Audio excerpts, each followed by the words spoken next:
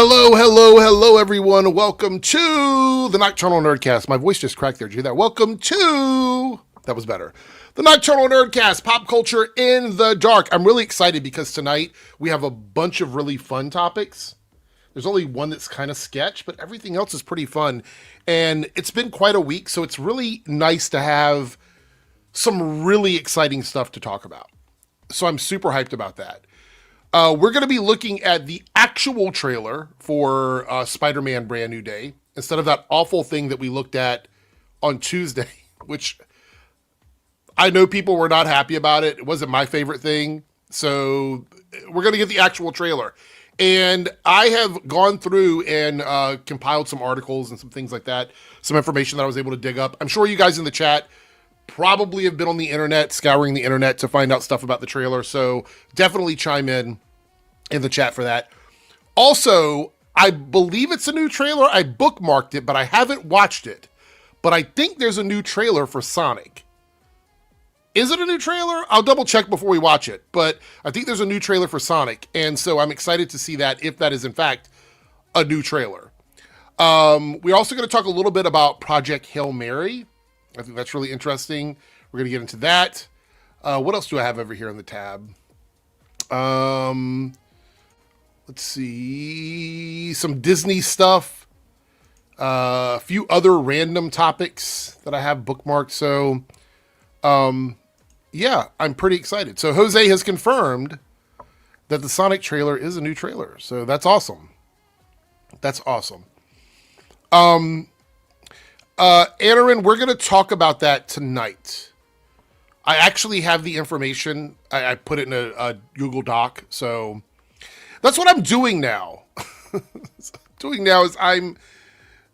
I put everything in a Google Doc. And so I get really confused sometimes because now Google Doc has all of these other tabs. And so I feel like I miss stuff sometimes. But it makes my job a little bit easier. I really wish that StreamYard specifically would allow us to like have multiple tabs open, like shared multiple tabs, so I can just ding go through them like that.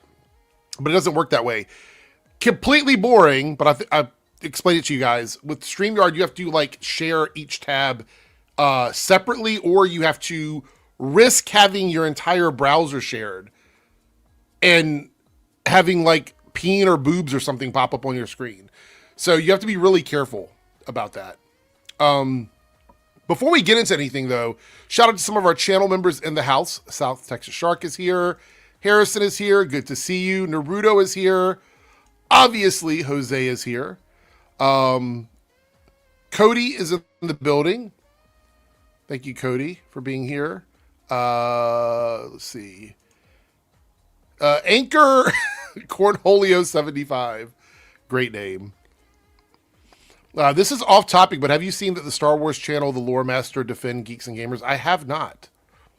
Can you give me a video title specifically? I would definitely go and check that out. 100%.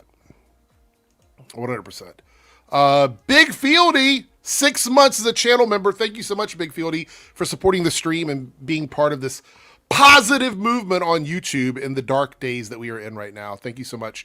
Thank you for being a part of that. And the master is here. The maestro is here. I heard, I don't want to put you on the spot, Maestro, but I heard that there was some drama. I don't know whose channel it was. But I heard there was some drama where someone thought you were a troll in their chat. Is that true?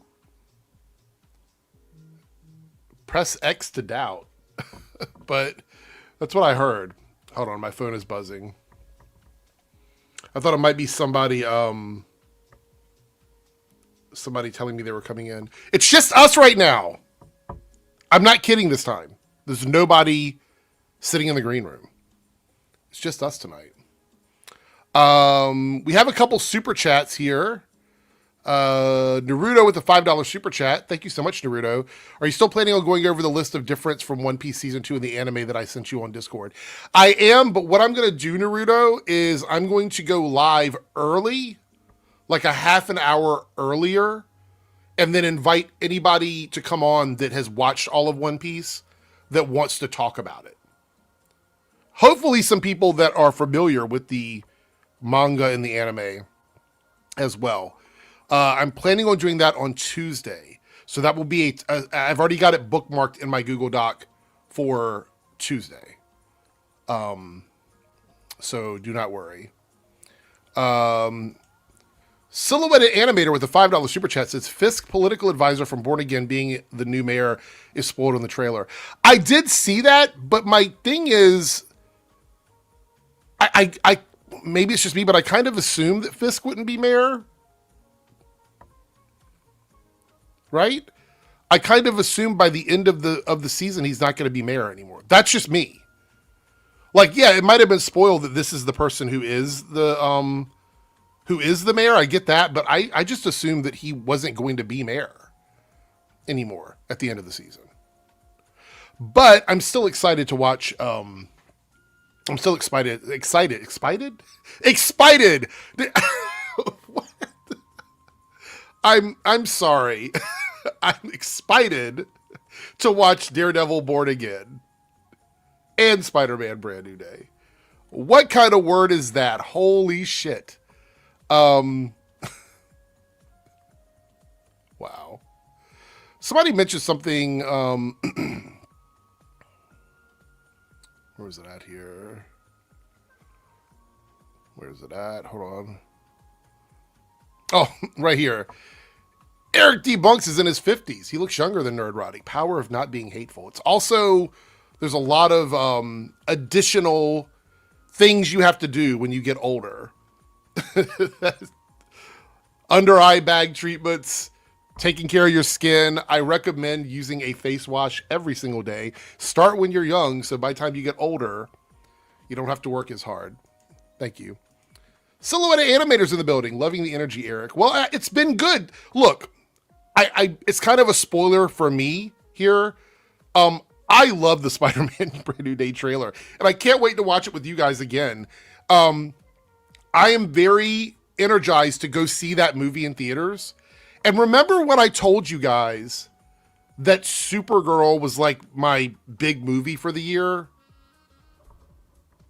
That might have changed. That may be changing now based on Spider-Man Brand New Day. So, we'll see. What's up, Anthony? Good to see you. Thank you for being here. We have another super chat. Silhouette Animator with a $1 super chat. Glad you're... Oh, that's another reason why I'm happy. Thank you so much, Silhouetted Animator, for bringing this up. Yes, I have watched the first 3 episodes of Invincible Season 4. And I know we have a lot of people on the panel that poo-poo the series. But I enjoyed it quite a lot. I'm loving the first 3 episodes. The second episode is so fucking good this season. It is so delicious and so like see episode 2. Oh my God. So fucking good. We were talking, I don't want to spoil it yet, but I want to talk about it, but I don't want to spoil it. So it's like, what do I say that's not spoilery? What do I say? I don't know. Episode 2, we were talking about like, can that person be redeemed? Can that person be redeemed? Yes, no, maybe. I don't know. If you read the comics, you know that it isn't quite that simple. However, there is going to be some stuff happening. There's one costume change from Invincible comics I don't love, but does take away from how much I enjoyed the start. I don't like the blue and black costume as much as the OG costume. I like the OG costume better than the black and blue one. I look, some people like the darker colors or whatever. That's fine. Not for me. I still like it. Not for me. I prefer the OG Invincible suit. So 100%. Big Fieldy says, Omni-Man is a great character. I am not going to disagree with you on that. I actually have several...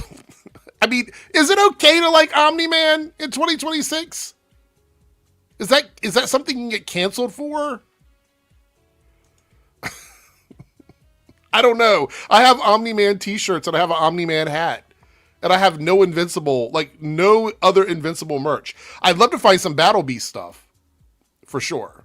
But I don't know. I've looked around. I haven't seen anything. I haven't seen any merch for Battle Beast yet.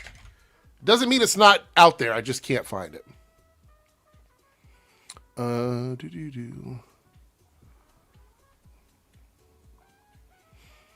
All right, so I am actually shocked. I'm shocked that we're 12 minutes into the stream and I still have you guys all to myself. I'm absolutely shocked about that. So let's go ahead. We're going to jump into a topic. Let me snag something here. Let me snag something for us to talk about. Let's jump into something. What do I got tonight?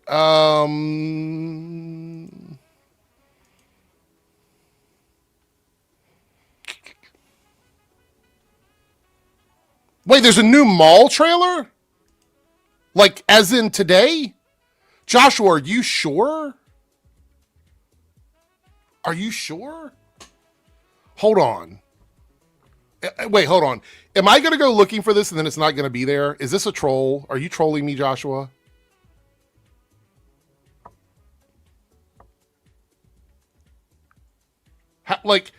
Have we already watched it?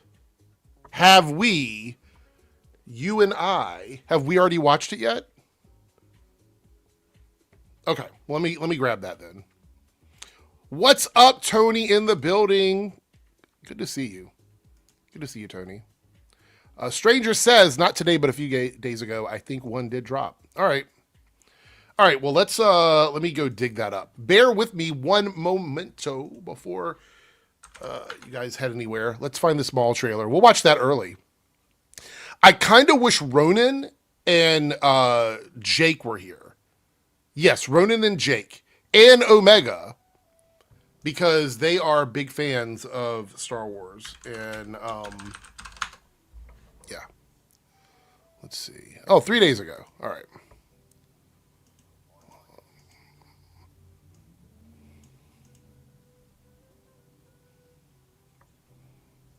All right. The Nerdcast merch. Do you guys want the link for the actual Nerdcast shirts? By the way, the hats will be out next week. The hats will be out next week. I'm waiting to get the logo fixed for hats. But I will drop the link for the shirts. Where's it at here? I should have it handy, right? I feel like I don't have it handy. All right. Here are the official. These are the official shirts for the Nerdcast. Let me show you guys what it looks like. I think they look really cool. It's actually the logo. I don't know if you guys saw this or not, but it is the actual Nerdcast logo, the OG one that we're back to using now. And you can get it in the shop in 4 different colors. As you can see, here's the logo. These are really good quality shirts and they come very quickly. I think some people in the chat have purchased shirts. They can confirm that they come very quickly. So you have like a gray, you have an orange if you want to do something a little bit brighter.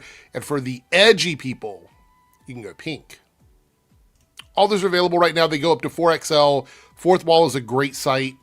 Definitely check that out. Wait, did I drop the link? I did. All right. We did have someone jump into the green room who has arrived and I think prepared to watch some trailers with us. That is Darren. Hello. It's been forever. Like, I feel like I haven't seen you in 2 or 3 streams. Yeah, it's been a couple of streams. Sorry I'm late. I was finishing Invincible. Oh, so good this season. Actually, I think I have like 5 minutes left, but I was like, I'll hop on, chat with the boys. The end of episode 3, the very end. If you haven't read the comic book, it is so good. It like sets up so much. I cannot tell you how, like, today has been a very good day energy wise. We're renovating our kitchen. I don't know if you heard, I mentioned that in the last stream. We're renovating our kitchen. We put all the tiles down. We finally got our new cabinets together, which took forever. They're like IKEA, so they're very like difficult to put together.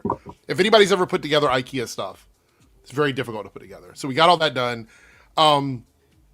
Spider-Man trailer, Invincible, 3 episodes of Invincible. I've just had a really solid, and pizza. I've got pizza sitting over here that I had earlier. So it's just been like a good solid day today. So good vibes, which is why I tried to pick good stories to talk about. I didn't want to throw any sort of like wrench in the gears of good vibes. And speaking of good vibes, Ronan has appeared. No, wait. Let's see if there's any echoes. Are there any echoes? Hello. No, there's no echoes. Yes. I guess you fixed it, figured it out what it is. But it was the vibes, man. The vibes. Yeah. We got a couple super chats to look at, and then we're gonna watch. I'm glad that that both of you showed up, but Ronan, we're gonna watch this Maul teaser trailer that came out a couple days ago. Oh my god! And I just need to know from like some diehard Star Wars people some stuff from the I need you to like drop some knowledge on us. So let me do these super chats, and then we'll get into the trailer. Okay. Naruto with the $5 super chat, which, by the way, we already hit the goal in the Reloaded chat. So thank you guys so much. I appreciate that. You guys are amazing. We're 1 out of 5 over in the Debunks chat. Thank you guys so much. Based on the Spider-Man trailer, Man Spider incoming? ? I have so much to say about this trailer. I know we usually save it for the second hour, but we might actually have to watch it before that because I am so ready to talk about it. But we're going to do the Maul trailer, then we're going to look at the Sonic 4 teaser thingy, and then we'll do we'll probably jump into Spider-Man because I feel like we're going to be talking about that for a while.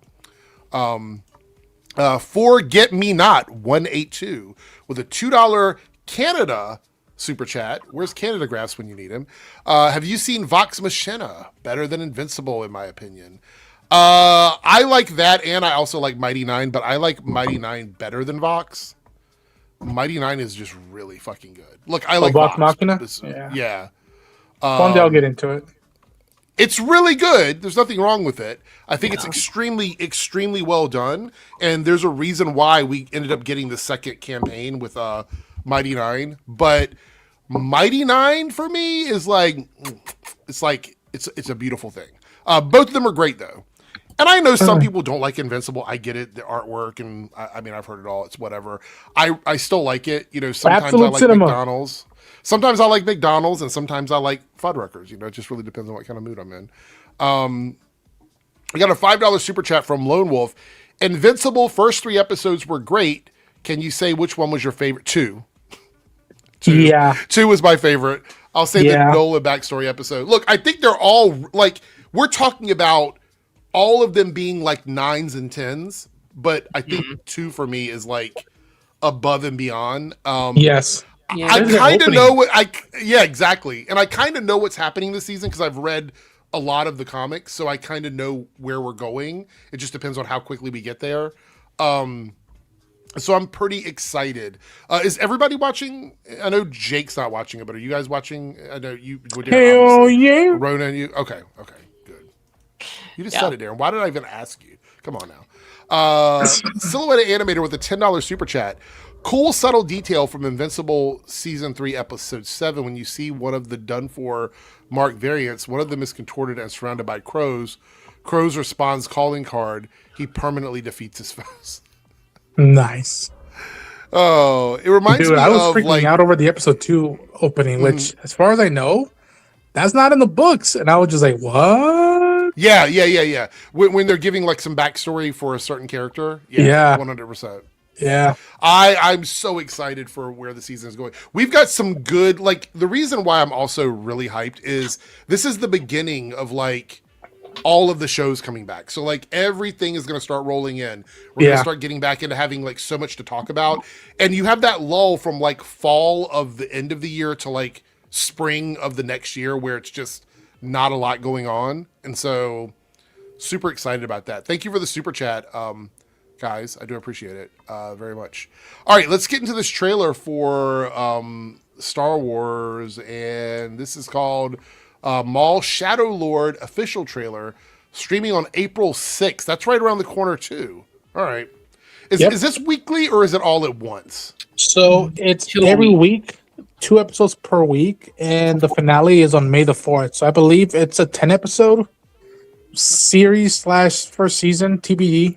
I think it's 8. I think it's 2 a week for 4 weeks, if I remember. There you go. Yeah. And they're probably 30-minute episodes, right? So we'll get an hour. I'd imagine. Okay. 30, 45, yeah, I think so. Okay. All right, so let's go Maul trailer, which may get removed. If you're a regular viewer of the stream, you know that this might be here or it might not. It's a mystery. It's a flip of a coin. Here we go. Our target is a syndicate leader. He is associated with several criminal organizations. And proficient with a laser sword.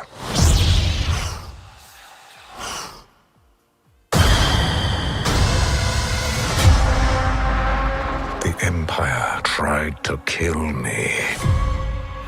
Their betrayal demands consequence. And that consequence requires a weapon.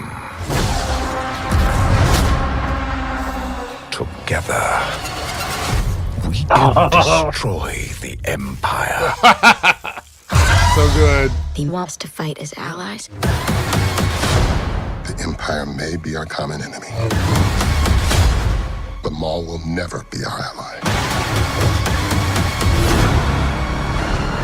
We need to find him. Whatever it takes.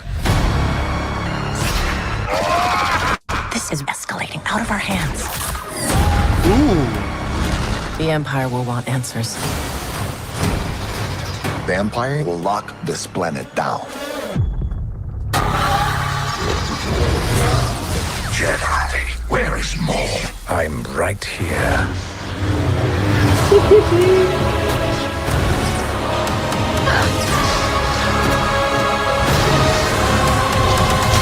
Let us have our revenge.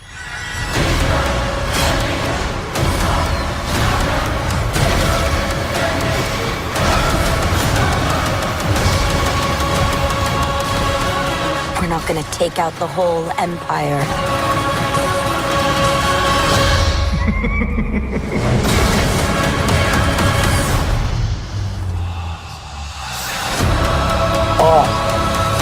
Wow. All right. So, Ronan, as the biggest fan of Star Wars on the panel, what are your thoughts on this trailer? To quote the Sith Code itself, I'm going to say is, peace is a lie. There is only passion. Through passion, I gain strength. Through strength, I gain power. Through power, I gain victory. Through victory, my chains are broken. That was super nerdish, and I apologize for anybody who wasn't ready for that. Dude, listen, I like aspects of the Book of Boba Fett, and I'm not trying to making a dick measuring contest already. I'm not trying to.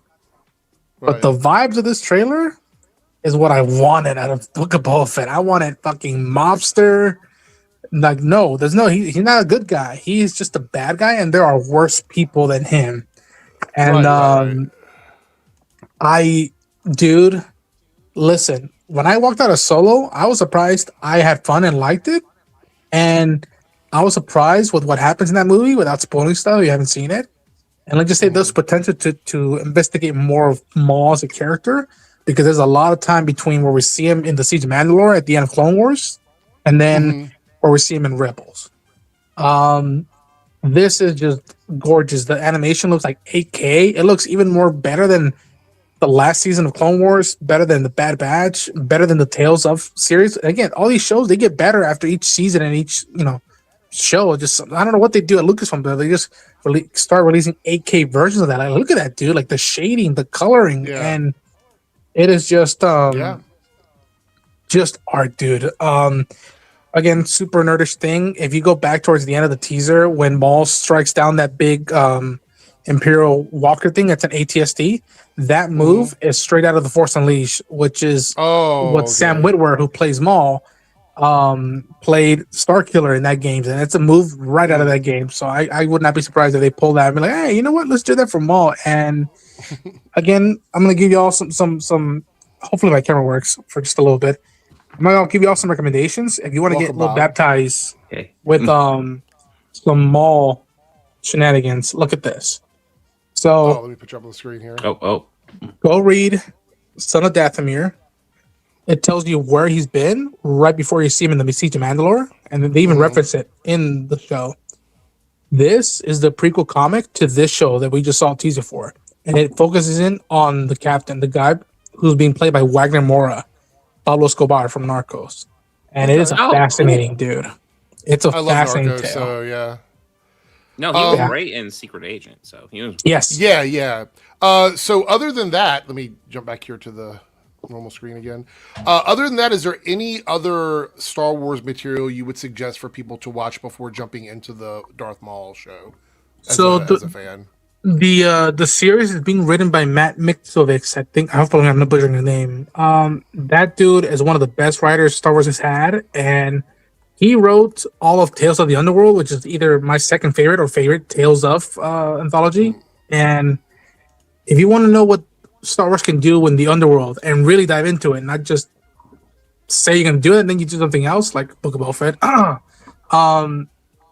Watch the 3-episode arc of Cad Bane and Tales of the Underworld, and that should give you a vibe of like the descendants to like bad guy. And I don't know, just be on the lookout for stuff. There's episodes from Clone Wars where he starts culminating his like crime syndicate. And go read it. Plus, these decks. It's a phenomenal comic that I really like the first issue. And I don't know, go. I'll get selfish plug. I did a video breaking down an interview they did with Sam about his approach. And like, if you look at it, this teaser, you see Maul has a different perspective with the Jedi. And Sam, we were talking about this in an interview. He said like for the longest time he was built to just destroy and hate the Jedi, and now he sees the Empire as an enemy. And he kind of, in a way, helped hoard this occupation of the galaxy. And so what happens when this guy, who knows who Palpatine is, his true identity and what he's been up to, what happens when he wants to take on the Empire from the underworld and not from a rebellion cell, if you will? And so go see Solo, go see Rebels. Well, I would wait on Rebels because a lot of this might spoil stuff. But there's... just be on the lookout for stuff coverage. I'm planning on doing more stuff from my channel leading up to it, and it's just phenomenal. I mean, I'm all about like shameless self promotion. So go ahead. See the Mandalore. That should get you enough detail to know where Maul's headspace is going into the show, and it's one of the best stories they've ever done in Star Wars, in my opinion. We have Jake entering as well, so we have Jake in the building. Bob, hey Jake. What's up? Hey. By the way, Jake and Bob, what did you see that Maul trailer that dropped? Oh yeah, is it a new one? Because I saw one. It's a new one, yeah. I haven't seen the new one. I saw one from like you literally just missed ago. it. Bob. We just watched it. Well, I mean, the one I saw was really good. It got me intrigued enough to put on the podcast. I was like, okay, this looks great. Dropped a few days ago, dude. The one they just cut out, it felt like a horror. You told me, Eric, it felt like a horror movie. Yeah, sounds sick. I mean, and Jake, what do you think? Because you seem pretty excited about it too, right? Like, well, you really got a glimpse at. I mean, obviously you're going to see more in the show, but this is like the first glimpse we've had outside of Rebels and Clone Wars at what really makes Maul tick, and I really want to learn more about that. Yeah. So, I'm getting a phone call. Hold on. Hello. Oh yeah, I also heard Star Wars was dead. But I guess it's not because the trailer looks really good. So I just wanted to. I heard that rumor. I heard about that.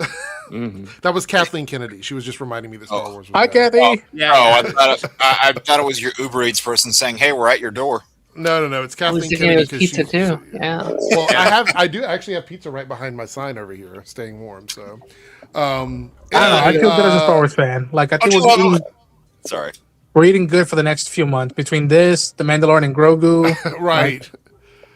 I just feel like Star Wars people have so much coming up, so to continue to say Star Wars is dead seems really kind of weird to me. You know what? If people want to complain and sit in their chairs and be miserable, just let them be. Remember, I think someone said it like how people feel like it only should be under George Lucas and all that stuff. and how there could be, Yeah, potential because- not gamergate, but just gatekeeping in franchises and like fandom.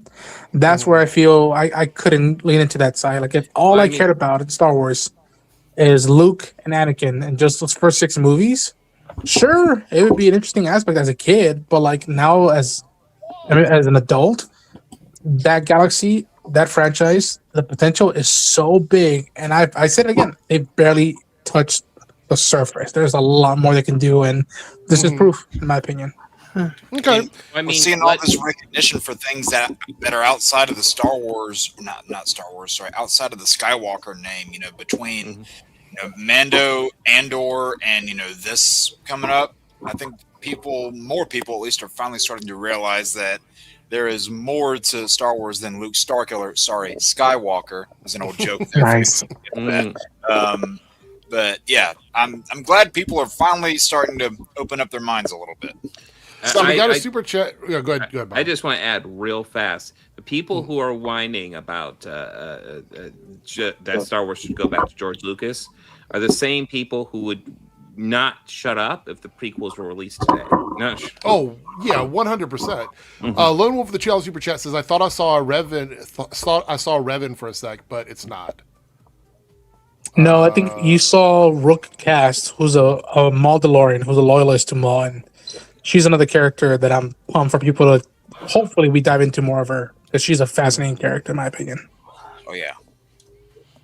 Jed Ted with the $2 super chat says, "Still hoping they make a Galen Merrick canon again." So Listen, man, as someone who I know of the EU and Legends, I don't know all of it, but I heard Galen Merrick, I heard Dash Rendar, Mara Jade, the fucking what are the Vikings, the Yuzon Vong.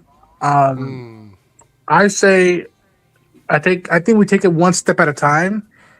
Now that Filoni is co-president, he's always been cool with bringing in stuff from EU and Legends and making it canon. So I wouldn't be surprised if, in some form or fashion, some of this stuff might come down the line. Now, who knows if we'll ever get Kal Katarn in canon? Who knows? But I say keep the hope up. Don't just be waiting for that.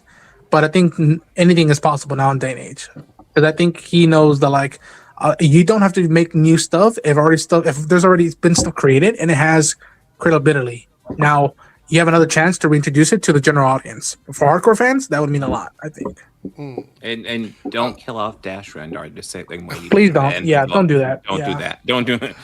Jumping back to the Invincible stuff, we have a super chat from Silhouette Animator, $5 super chat. Thank you so much. Next episode is the Hell One Spawn reference, please. I think it's they were saying there's going to be a story with Damien Darkblood that's not from the comics this season. Yeah, I heard about that. Yeah, that's what it is. I'm kidding. What did you say, Jay? I said Damien Dark. What? I'm kidding. Oh yeah. No, they're saying there was a story because they kind of set it up at the end. If you remember the end of last season, they set up that storyline. So that's what this is going to be. It's going to be, essentially, if you were going to accurately tag what this would be in a show, it would either be filler or bottle content, which is essentially stuff that's not necessarily canon to the story. But if they actually make it integral to the story, then it comes outside of that, the filler thing. But I'm not mad. One-off episodes are fine. Just like the Adam Eve special was really good. If you watch that was really good. So not too upset about that. I'd say that I'd say Adam Eve was pretty important to the story. I agree. that Some people special. skipped it though. It's so weird. I fucking love it. It has some of the best soundtrack, in my opinion, of the show. And if you don't like the artwork in the show, that special has incredible artwork. Oh, It's yeah. really well done. Incredible. Yeah. By the way, when you guys were watching the trailer, I muted and finished my last 5 minutes of Invincible. Big reveal at the end of the Holy credits on shit. the last episode. Yeah, Bro. I called that shit episode 1, and I was hoping that they'd wait for I could be like, Yeah. oh, I called it. So I've been waiting, because when they started getting, when they started, chugga bow wow, I was like, when are they gonna do it? When is it and then it wasn't until last season when you see things sound so horrible. So I apologize to the female audience right now. When I saw the drip in the clothing, and I was like, that means I knew instantly, which is a horrible thing to say, but I was just like, you know what? I'm not gonna spoil it. Let's just see how they play out. And I feel bad that they have so much weight on their shoulders, both of them. Not just Mark, it's gonna be not a just crazy both of them. season. Yeah. Crazy season. I love Cody him. with the $5 super chat says, fun fact, episode 3 was originally called Creeping Fear, actually, and that's the title of episode 8. So they've moved it to episode 8 now. Oh, that's interesting. I'm glad you guys are having fun with it. Big Fieldy with the $2.99 super chat says, Sam Witwer is Maul. Fuck Ray Parks. So Here's the thing. I'll say this. I hope Ray gets help. I don't condone. I don't agree with what he's been doing on social media. all that weird shit he's doing on social media, like reposting stuff about his ex and things like that, is so fucking strange. Yeah, that's strange. Yeah. So before I throw him under the bus, all I'll say is just please get help. Stay off social media. And I'll say this. They shot, and he said it, so I'm not spoiling stuff. Sam Witwer said they shot actual footage for reference for the animation of him performing Maul.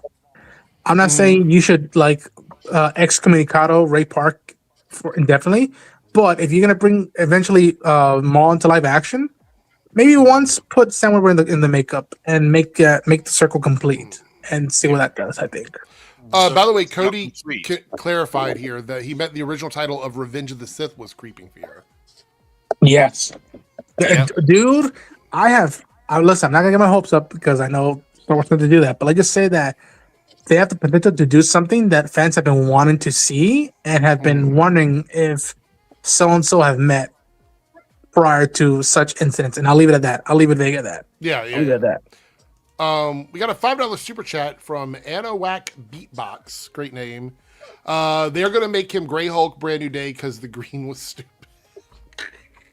That takes us back to earlier this week. We were talking about Green Lanterns. That's a deep cut, pop Dave, culture news reference. That's literally Nerdcast lore because we just talked about it. Green is stupid. I'll say this: if they do the Grey Hole thing, they could do the McFarlane cover. I'm just saying. They could. Absolutely. I'm just saying. I wouldn't be fine. I would not be opposed to that at all.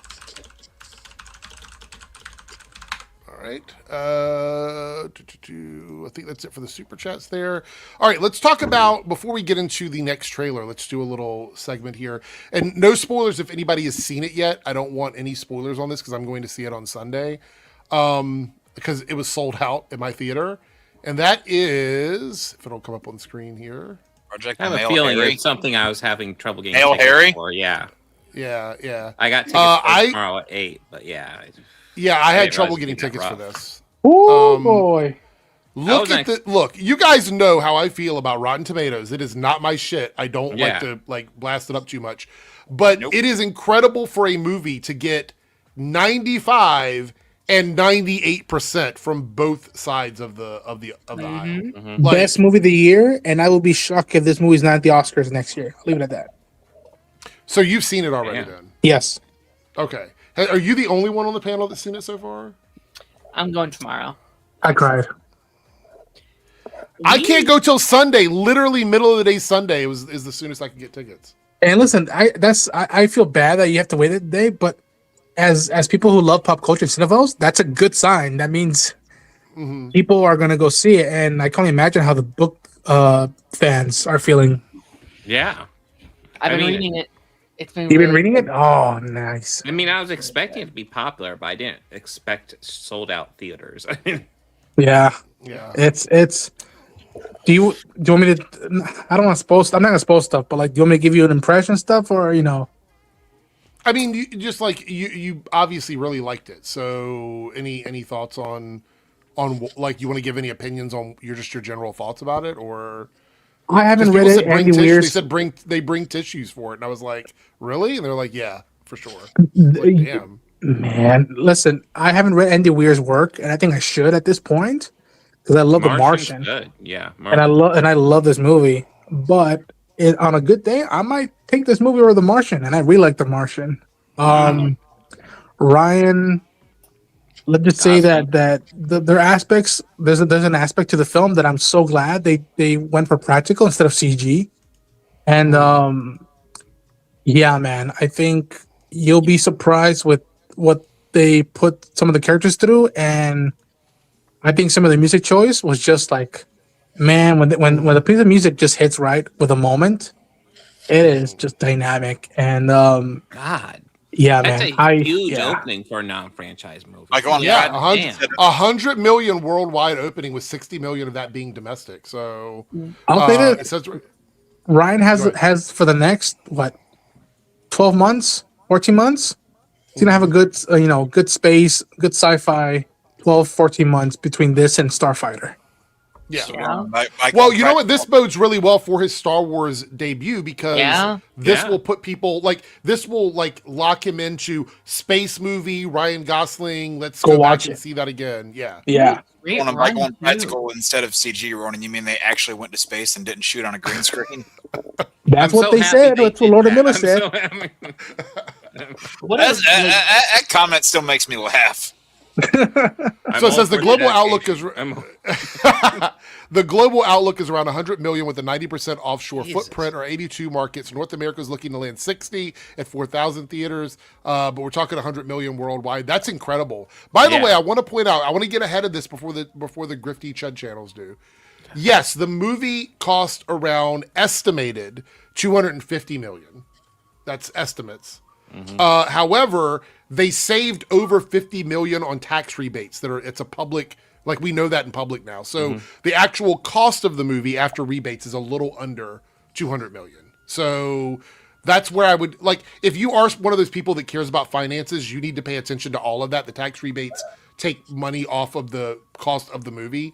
So if the movie doesn't do well, the chuds will be like, "Oh, it was a $250 million movie," and blah blah blah, whatever, ignoring the fact that they saved 50 million in tax rebates in the UK. So I just want to point Anyway. out everybody who pays that pretends like they make a big deal out of the budget, out of the numbers, never likes to look into the nuance like that. Never. no, never. And then Also, yeah, go ahead. they'll only get on that bandwagon when it's the Yeah. popular internet thing to do.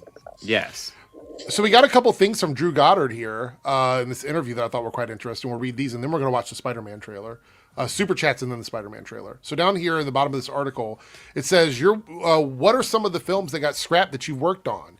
And he says, I had a big Spider-Man movie about the Sinister Six go down I was because about of the right to say he Sony did that. hack. Yeah.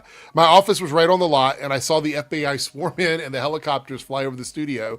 I was sad about it, but there was literally nothing I could do to change the course of events. I suppose it was better if they hadn't liked the script. So we could have had a Drew Goddard Spider-Man Sinister Six movie. Yep.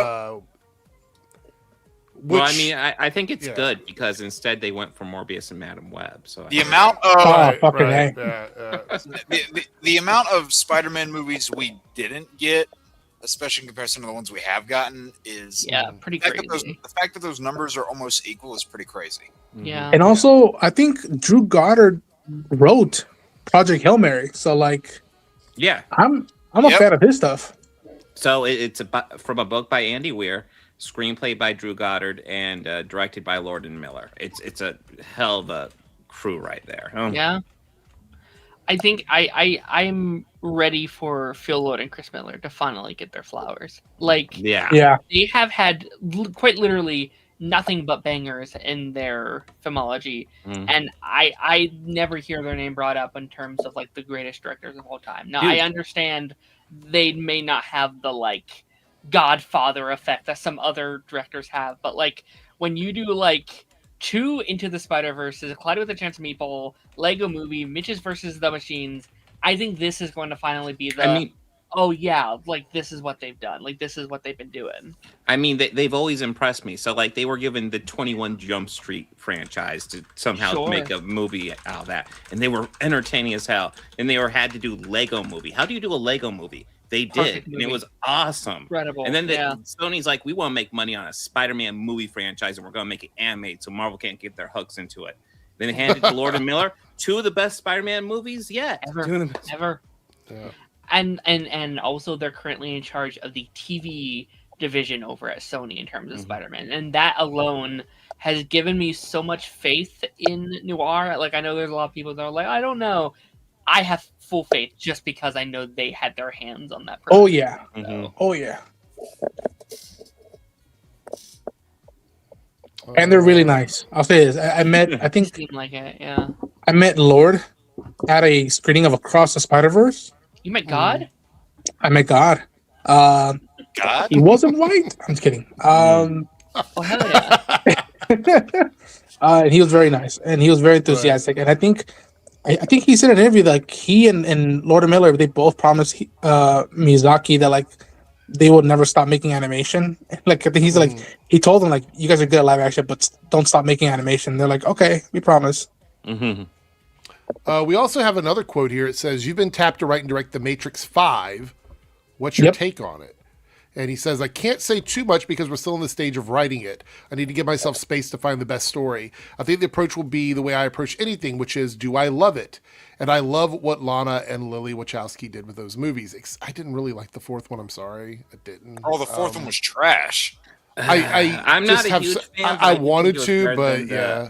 Then the fourth one was 2 and terrible. 3. The meta stuff I found interesting. Everything else, I didn't give two shits. Wasn't that kind of the point though? Like, wasn't there a thing where they like purposely made a bad movie or something like that? Well, they wanted it to be meta. I think they wanted it to be meta commentary. Very meta. I think is what it was. Yeah, and it's like I appreciate what she was going for, but yeah. It says here, "They mean so much to me, and I feel like they've had a profound impact on my creative voice. I take this responsibility very seriously. I feel the weight of wanting to do right by the fans, wanting to do right by the creators, and wanting to do right by myself as a fan."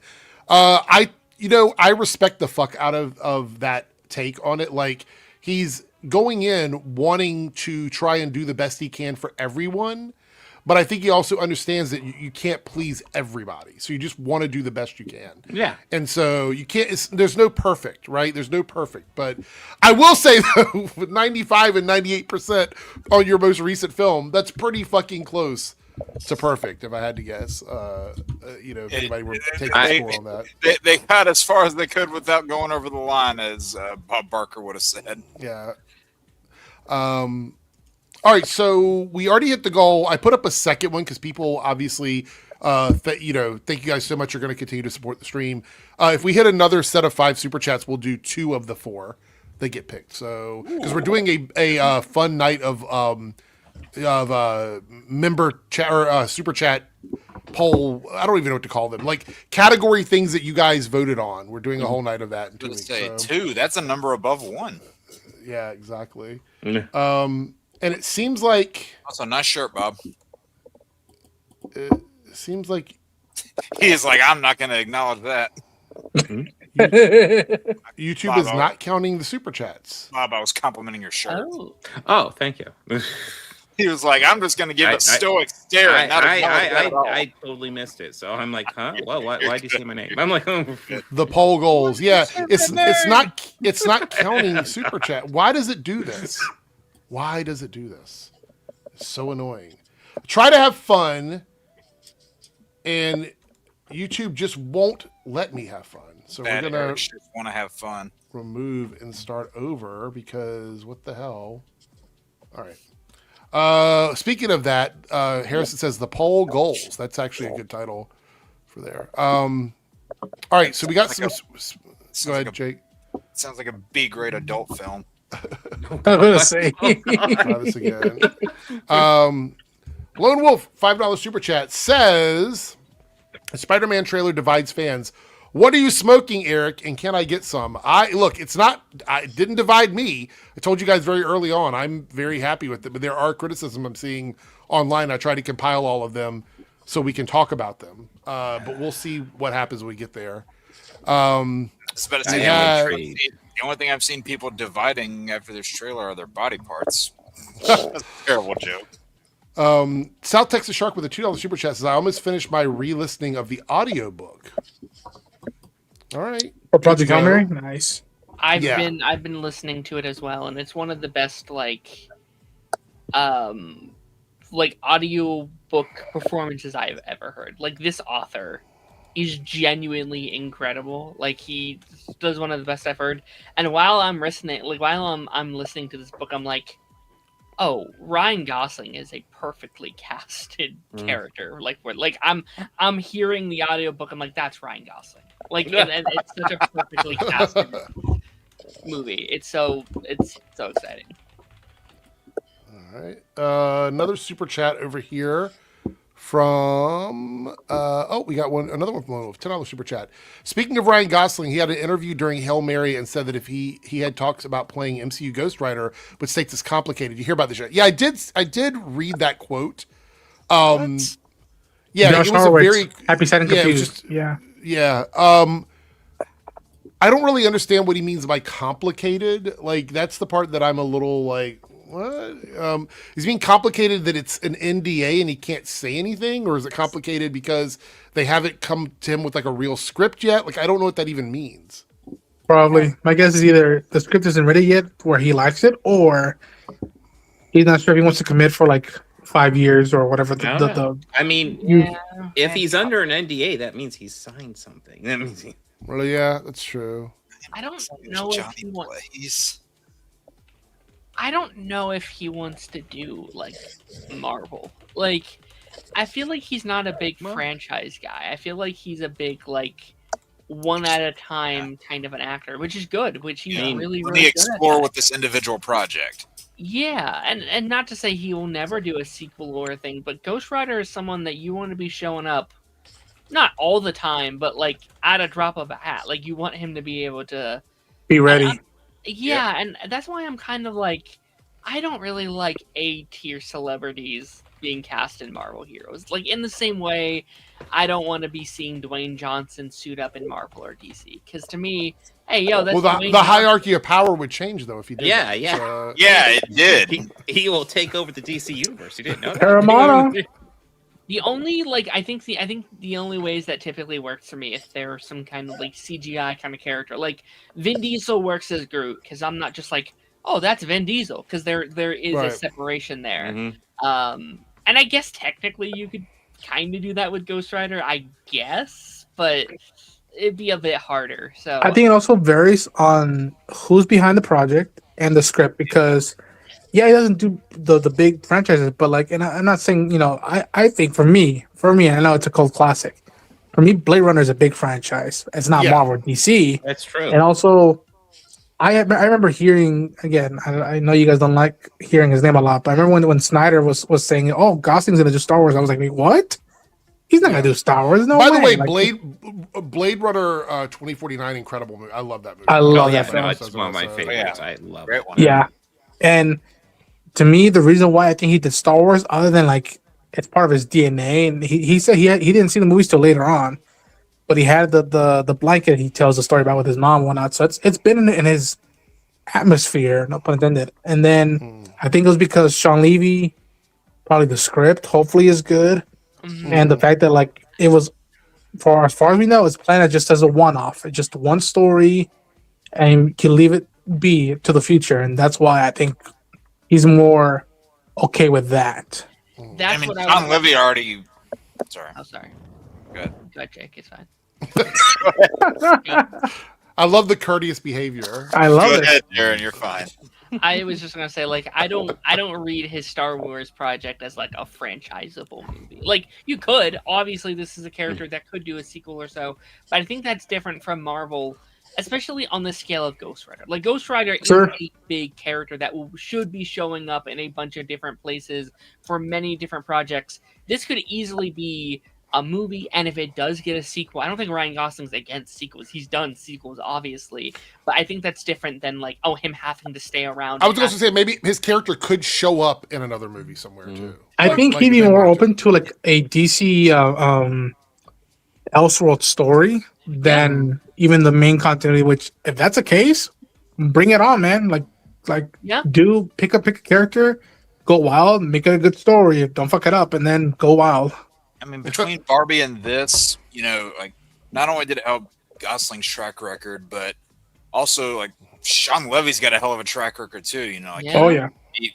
Obviously he got pretty good reception off Free Guy. Deadpool and Wolverine made a shit ton of money. He was behind several Stranger Things episodes, so Sean Levy's got some notable projects behind him. Yeah, okay. He did a film that I loved as a kid, and I still like it, called Big Fat Liar. And I still adore that movie. I adore that movie. Oh, I haven't seen that movie in years. Oh my god. Paul Giamatti as a dick. I love it. Love Paul Giamatti. Love Paul Giamatti. So these are the options on the poll.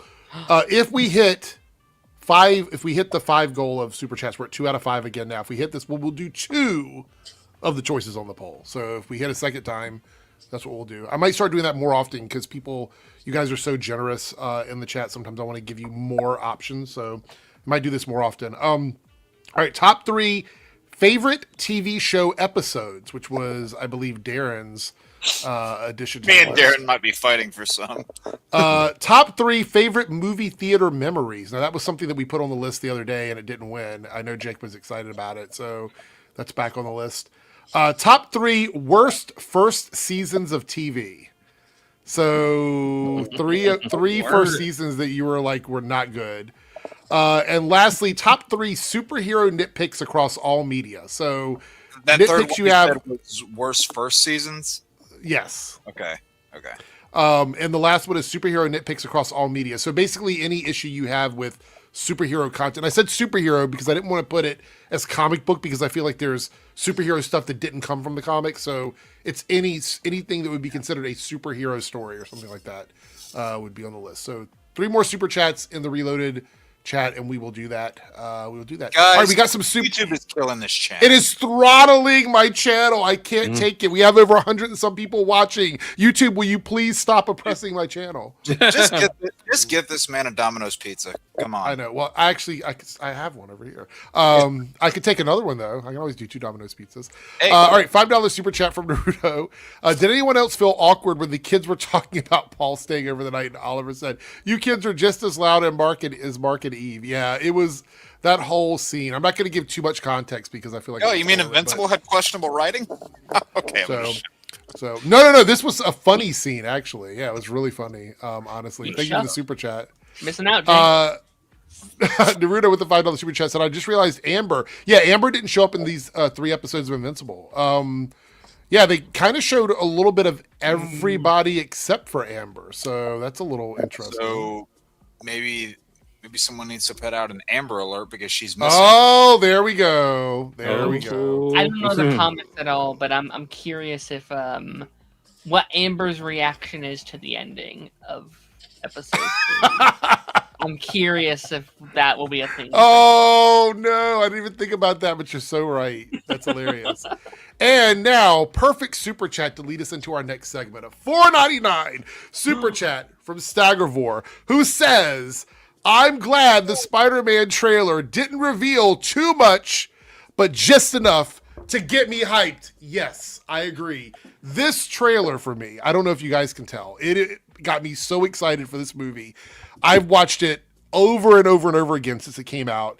I'm so glad it wasn't just that shitty stuff we looked at on Tuesday that was kind of these little things put together that I didn't really care for.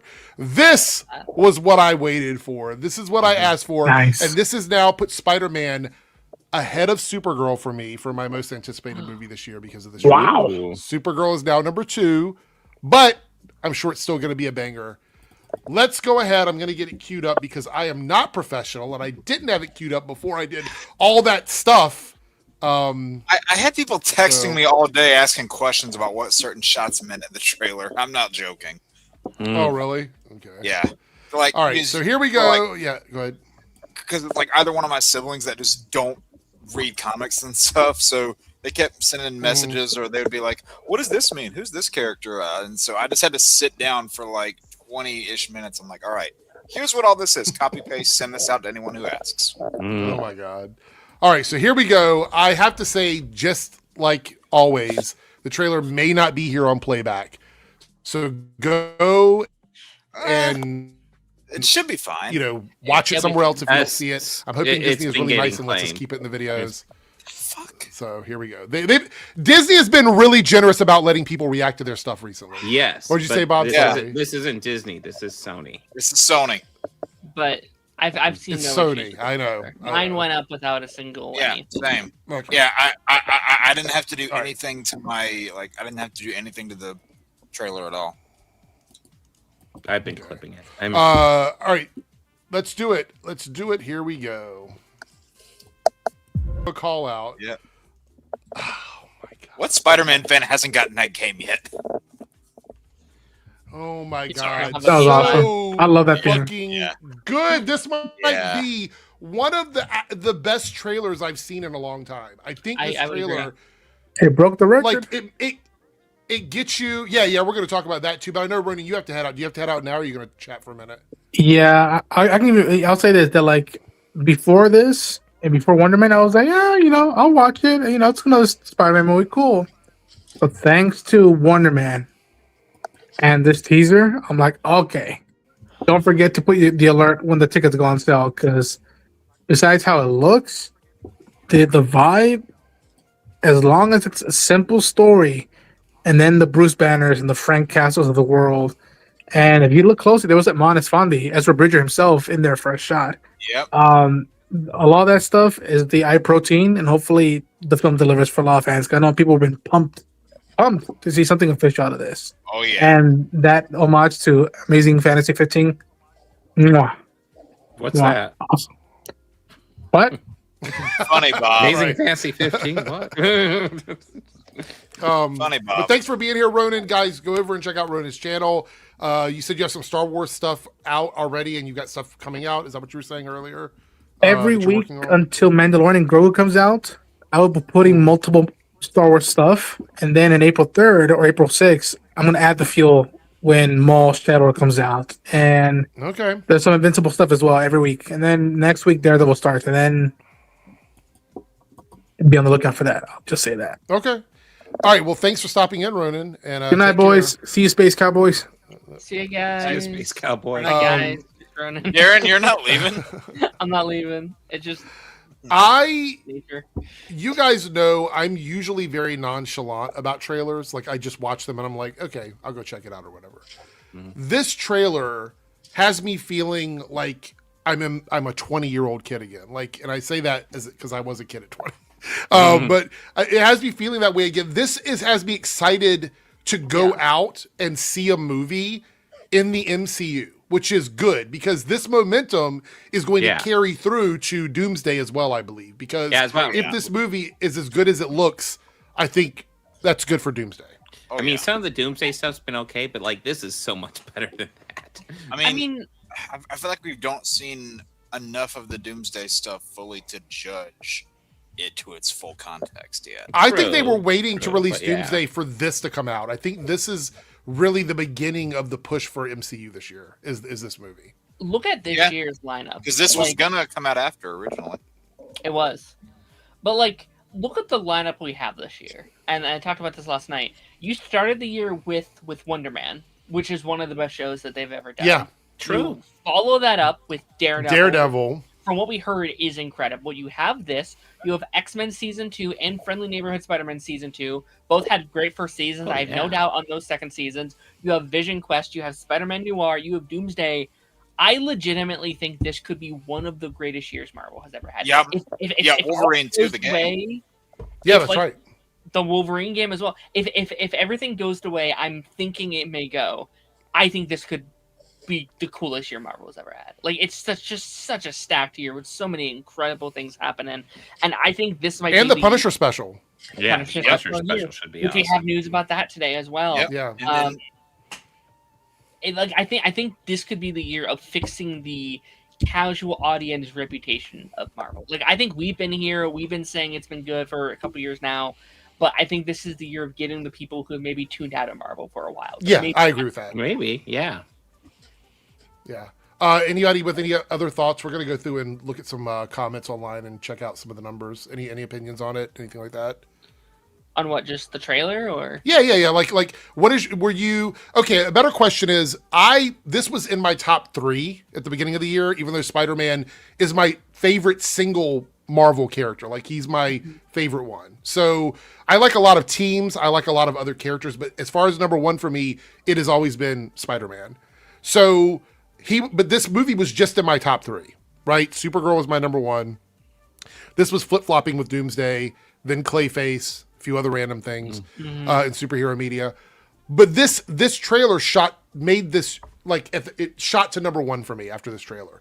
I'm just wondering if you guys are reshuffling your anticipated list, or if this is something that it was already number 1 for you. That's essentially what I'm asking. This was always my number 1 comic book movie of 2026. Like, I had this above Supergirl, above Doomsday, above Clayface. I have a couple of non-comic book ones like Hunger Games and Avatar that are Project Hail almost Mary, equal. probably too, right? Yeah. Mhm. I wouldn't say that's above Spider- I mean, Yeah. Spider-Man. Like Spider-Man Yeah. was always like in my top 5 of the year. Yeah. But this is I think my favorite trailer I've seen in years.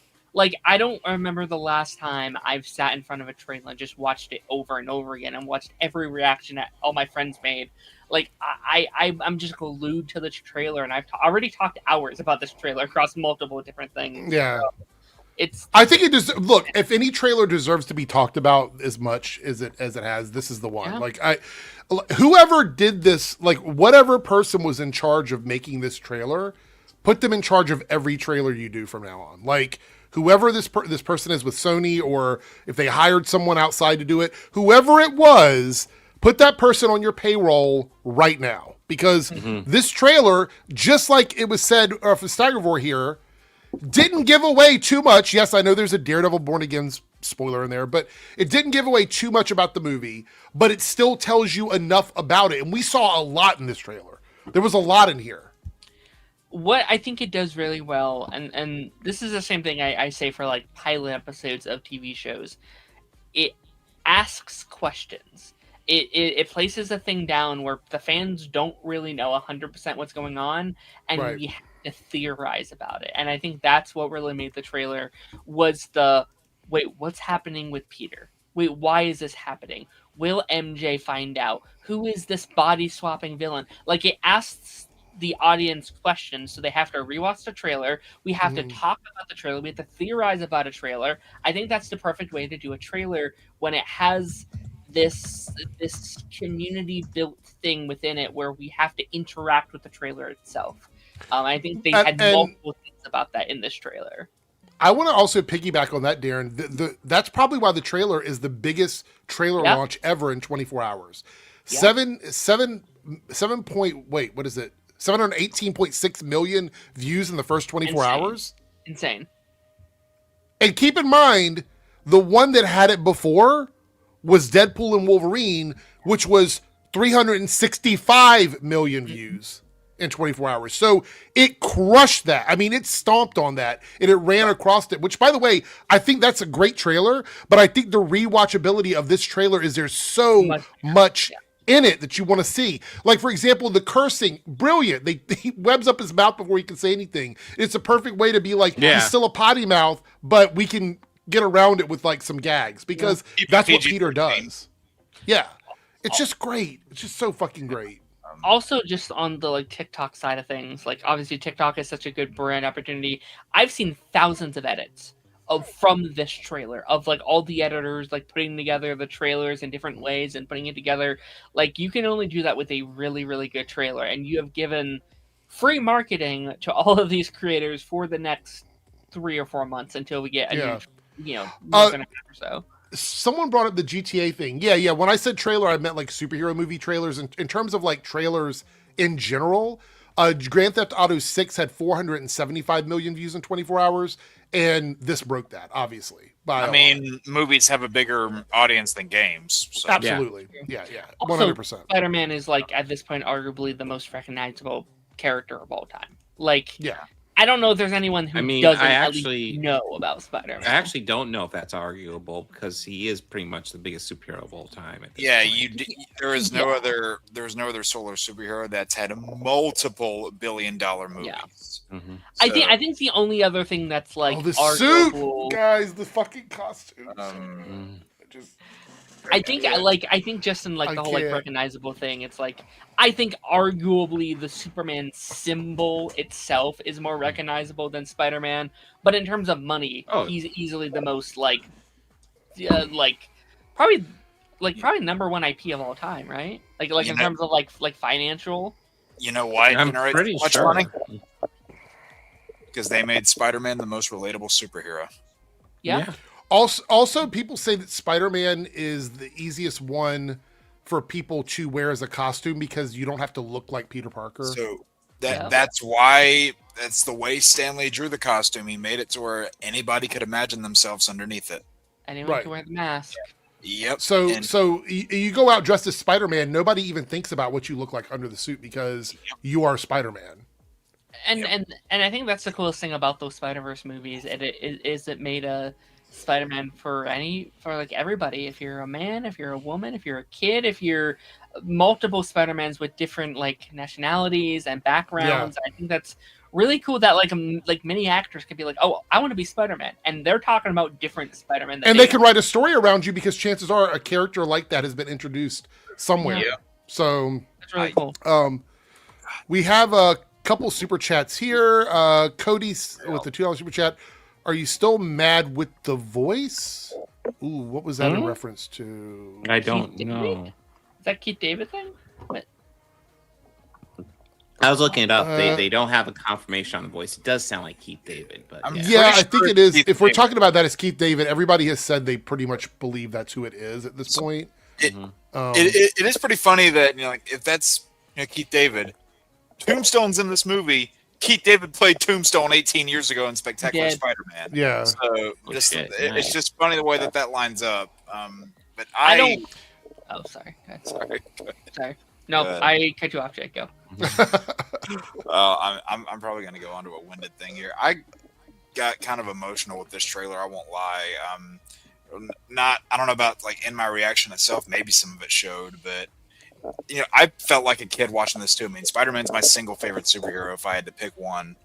And all this shit Peter's going through in this movie, something is a lot of stuff I experienced in my early 20s. Not all the spider fantastical parts, but all of the real parts that you see Peter go through in his day to day. And I think Roger Ebert even said this before he passed away: is that it wasn't the fact that Spider-Man, swung around in a bright costume and webbed up bad guys that won over his readers. It was that he fretted about his personal problems and the thought bubbles underneath his mask. And that is one of the most Spider-Man describing quotes to a T, if you ask me. And I mean, like, as it's just a weird process because, like, after when you look at No Way Home, obviously that was a movie that meant a lot to a lot of people. I had gone through a number of family losses back to back before that movie came out, so I was at a different spot. Compare that with the last 4 years now to this, I'm in a much different headspace than I was then.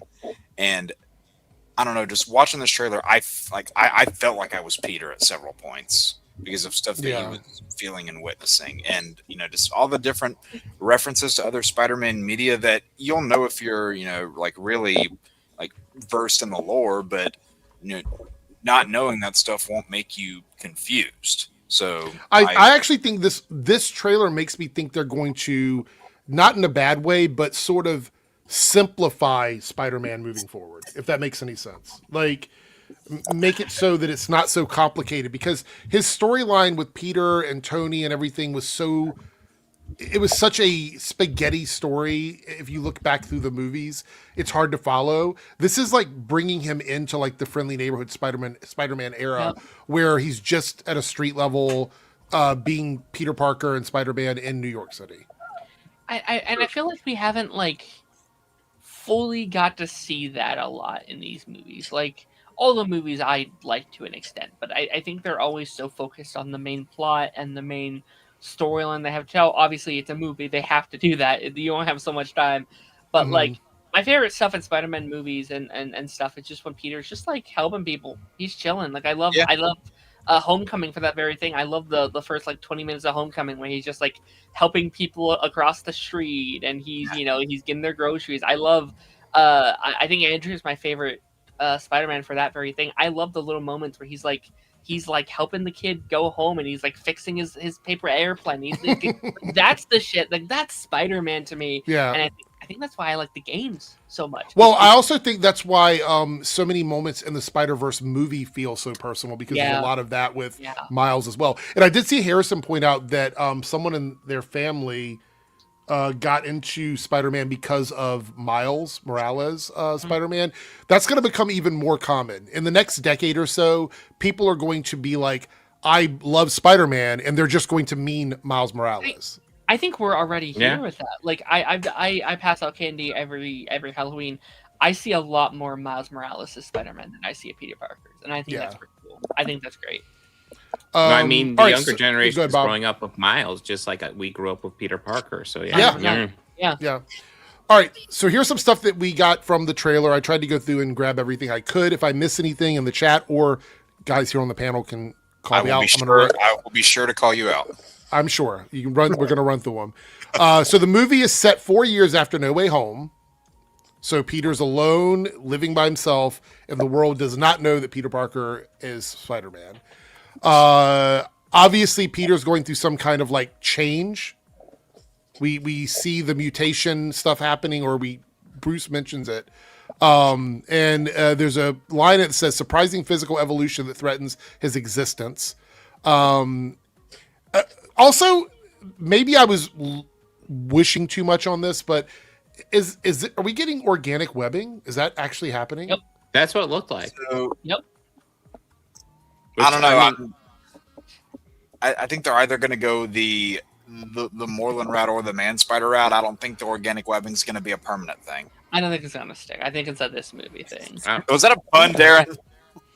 No. But That's like, also, funny. I think that's kind of cool. This happening after the last movie. Like, I think it's so funny for him to be like, "You weirdo! Why? Like, why would we have organic webbing?" And he's like, "Oh fuck, no! I don't like this. This is weird." I just find it funny that the Raimi movies kind of like made the organic webbing popular, so they introduced organic webbing into the comic book, and then now they're doing the movie version of the comic book storyline of him getting the organic web. I just find that wild. I just find. So me and my brother grew up watching those movies. You know, I read comics and watched cartoons. He didn't. So for the longest time, he thought that was a commonplace in Spider-Man was the organic webbing. I'm like, no, that is not a common thing. I love those movies, but that is not a common thing. I much prefer like the web shooters though. Like I think it just adds so much to Peter's character that he has to do it himself. He every night before he goes to bed, he has to go in and make the stuff himself and prepare for the next day. Like I think that's sick. I mean, because you have all those moments in like 90s Spider-Man or Spectacular, whenever he's fighting somebody goes to fire, oh shit, they're empty. And it allows them to do more like creatively and like it makes more the stakes a bit higher when it's like very instead of oh no, he left his utility belt at home or something like that. Yeah. Just, it's very sorry, go ahead. Sorry. Right. It's very Arrow where it's like, okay, I got 24 shots, and if I'm out yeah. The thing that I hope this movie does, because this, like, I loved. Obviously, I love No Way Home. I like Homecoming. I have my issues with Far From Home, but really, in all of these movies, we haven't gotten a sense of New York as a character yet, and I really hope this movie changes that, because Tobey and Andrew's movies nailed that. They really did. Like, the points where they were talking about, whether it's Tobey's first and second or even third, where you see, like what happens and how the citizens of New York are affected by Spider-Man, and you see them coming to his aid, and like he's one of them. And then you got the crane singing sequence in the first Andrew film where they line up the cranes for him, like they're helping him out, and like that just shows you that, like, Spider-Man's one of them. He's one of the people. Holland's movies haven't really shown New York as a character. It's just been kind of a dead drop for the action to happen, and I really hope this movie gives New York some character. I just have this image stuck in my head. We were talking about organic webbing, and then you brought up Green Arrow, and in my head, I'm like, what would Green Arrow be like with organic arrows? I mean, as the I don't know. I mean, as the Spectre, he could probably do that. Hey. like what, like from like X-Men, right? Where he just out of his body Spike Evolution. That was completely based off of Marrow, by the way. Yes. Really quickly, Eric, before you move on too far from like the 4-year time jump thing, something I realized while I was watching it that I thought was kind of an interesting little thing. They open up the trailer with Ned saying, "This is our first day of MIT. Aren't you excited?"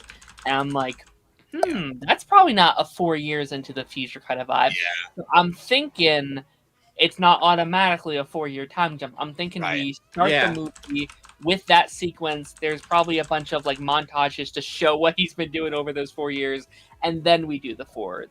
I wonder how much of the actual trailer is like the flashback stuff. Maybe. I think a lot of those shots of him fighting these various villains, like I think Boomerang and stuff like that, is probably in that montage and stuff like that. I mean, probably that little Frank Castle thing at the beginning would be part of that montage Maybe. as well. Seeing the battle van was so cool. Seeing the battle van was awesome. I was giddy at that. And also during the points where the sky looked a little grayer, I saw some people talking about, and I think I even said this last night. What if that lines up with the end of Thunderbolts, where the city's like being consumed by the void? Oh, yeah, that could be. Yeah. Elena is rumored to have a cameo in this movie. Yeah, so that would be something to think about. And also, is he going to see some announcement of these new Avengers under Valentina and be like, who the hell are these guys? These aren't the Avengers. Lucky, is that you? We also have here Scorpion. We get to see Michael Mando as Scorpion in the suit, which, by the way, I love the way it looked in the trailer. Do you guys have any issues with I the thought suit? it was great. I thought No. really good. No, I didn't have any issue. Punisher, Bruce Banner are part of the story in a meaningful way. There's not just cameos. Clearly from the trailer, there's going to be something more than what we got in those few shots. Shout out to She-Hulk with the inhibitor on Bruce Banner's arm, which, by the way, a lot of people were talking about that. They're like, what is that thing? I'm like, see, you should have watched She-Hulk, because we know it's She-Hulk. They have that in the show. So it's just a smaller version. You think we're going to mention his son at all in this movie? Oh, that was the one thing I didn't like in the show. Like, Yeah, there's a few little nitpicks. I thought introducing Scar was a little weird the way they did that.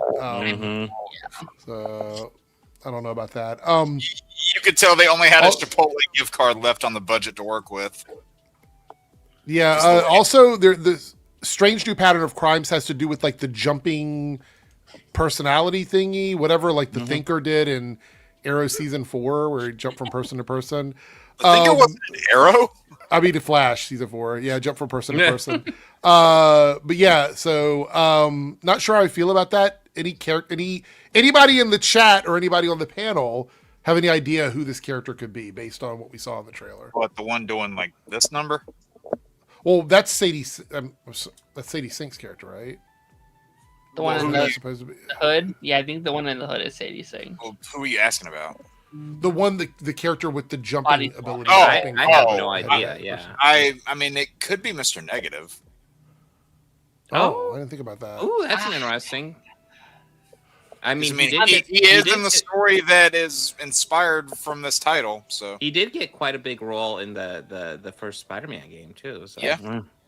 I'm also not putting it past that Sadie Sink as well. Like, I'm not subscribing to the whole Jean Grey of it all. I've been saying it more as a bit, but also like, I also don't want to put it past it either. You know what I mean? Like, there are a lot of, I don't even want to credit it by saying sources, because they're not real sources. But there's a shit up.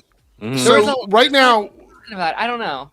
The online banter is people saying Jean Grey, people calling her Rachel Cole Alves, which is the Punisher character. I don't know. I don't know how I feel about who she's going to be. Matter of fact, I think they're keeping her secret on purpose because they want people to keep talking about it. Like, that's the casting that like everybody's just going hog wild about because they don't know who the character is. I think that's the biggest thing, is that like she has a 3-movie contract. She's going to be in Avengers Secret Wars. So we don't know yet. Yeah. We don't know yet. But like, I don't know. I don't think it's like, oh, it's Punisher's partner from the comic. Like, that would make no sense. Like, it could be, I guess, but like, and also Kevin Feige was the one to cast her directly. Like, she was directly involved, is one of the only things she's actively been working on besides Doomsday and Secret Wars. And I think X-Men as well, they said. The like early so Renee says Typhoid Mary, but isn't that canon in Daredevil now? I feel like if they're going to have Sadie Sink play any red-haired mutant, it's going to be Angelica Jones. I would totally be okay with Firestar. Yeah, 100%. I'm not saying that's who it's going to be, but if they're going to have her play any red-haired mutant, that's what I would say. Because Spider-Man could use an amazing friend. We also have Trammell Tillman playing a character named Bill, which a lot of people think is William Metzger, which is, for people that don't know, an anti-mutant figure from the comic books. And that would support the theory that some sort of mutant thing is going to be in the film. Also, they used the word mutation when they were talking about Spider-Man. I shouldn't So hear I the don't- X-Men jingle.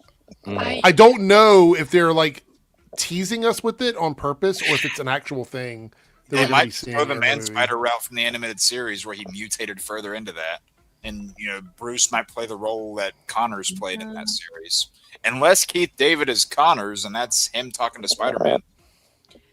I also think It would be redundant to have Bruce and Connors there. Sorry to interrupt, but yeah, this seems redundant. I don't know. Maybe. There's also a theory that they removed characters from this shot, like they did in. Yeah, that they CGI Daredevil. What, you out. mean that there's just a whole bunch of empty space there? What? All right.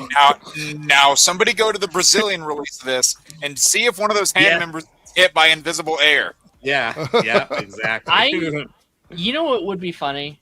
If they knew the fans would do this, they knew That's that there's a true. lot of open shots here. Let's keep this shot in for people can theorize on this shot, and this is the real shot. It's The actual shot in the movie is actually much closer, but they just said, "Hey, do the full frame for the trailer so people can theorize." Do the whole. One of the shots, him going against the hand, wasn't there a shot where he's against them, but he's not wearing his mask? It's inside of a warehouse, it looks like. Yeah. Yeah. So it could be one of those things where they're like, we have no idea who this is. I also want to point out these segments, all the fight segments, are very Shang-Chi. It's very Jackie visually. Chan- Immediately, I was like, okay, it's like the essence is there, which surprisingly works really well with Spider-Man. And they have Jackie Chan's stunt team behind it too. So yeah. The stuff with the hand is going to be so sick. It's going to be so incredible. Tarantula was in the trailer. That was really cool. Also, if I had a nickel for every time Spider-Man got handed the key to the city in a movie, I'd have 2 nickels, which is not a lot, but it's weird that it's happened twice. Dalton says the shot is actually in a prison. You're probably right. I was thinking about the scene where they were inside the building. But yeah, you're probably right about that. I think some of those minor villains that we see from what I'm assuming is the beginning are probably going to show back up in that prison. Tin Hat theory wouldn't happen because of rights issues, obviously, but we don't see Fisk as the mayor in this trailer. That's true. When Spider-Man goes to prison to see Fisk. Lone Wolf with the chill super chat says my favorite shot is the rebirth scene. There's a lot of great comic book shots in this trailer. I mean, the tarantula shot of him attacking Spider-Man is literally a cover of a comic. Yep. So 301. Yeah, so good. No, not 301. But yeah. Wait, hold on. Wait, where was it at? I had it written down here. 134. Right?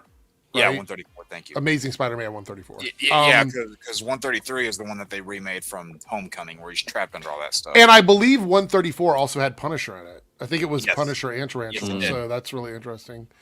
Dorito with the $5 super chat says, I was saying this on Discord yesterday, but I feel like if MJ and Ned forget Peter, they shouldn't be friends because they became friends through Peter. Look, Naruto, can we... I went through this whole thing. I had a whole feelings of emotions overflowing like a waterfall on Tuesday about this very thing. About how it doesn't make a lot of sense for me, the way the magic works in this world with the spell. I just hope they don't spend too long explaining it.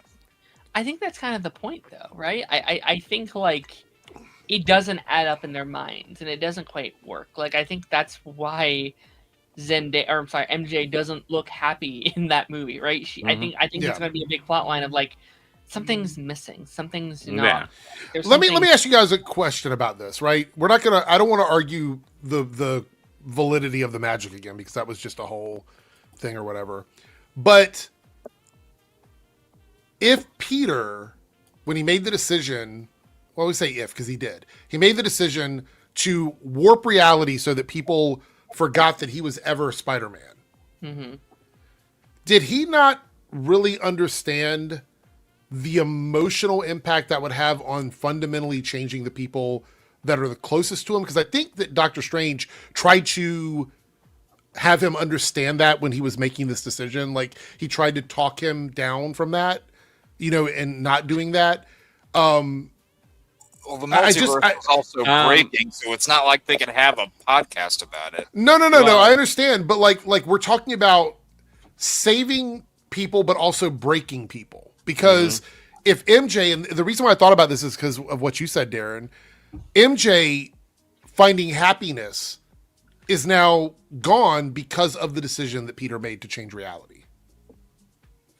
Mhm. And how many other people were affected by that we don't know, that we're not acquainted with? You know what I mean?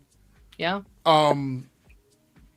I think it's kind of a fucked up thing if you think about it. And I know, yeah. look, I know that the One More Day storyline was already controversial as fuck in the comic books, and that people pretty much hated it universally. But this is kind of why, like, it puts Peter in a position, and I know they tried to force his hand with the incursion stuff happening. I get that. But it puts Peter in a position of making a decision that fucks over so many other people close to him. And if you look at the comic books when this happened, obviously Mary Jane was the one that was the most fucked over by all of it because of what happened. So, are you saying that Doctor Strange used his magic irresponsibly in No Way Home? Yes, I will 100%. not. I don't know if I can stand for that. No. Oh, it's almost as if the next movie that came out after that explained, oh yeah, this guy's dangerous. He makes bad calls.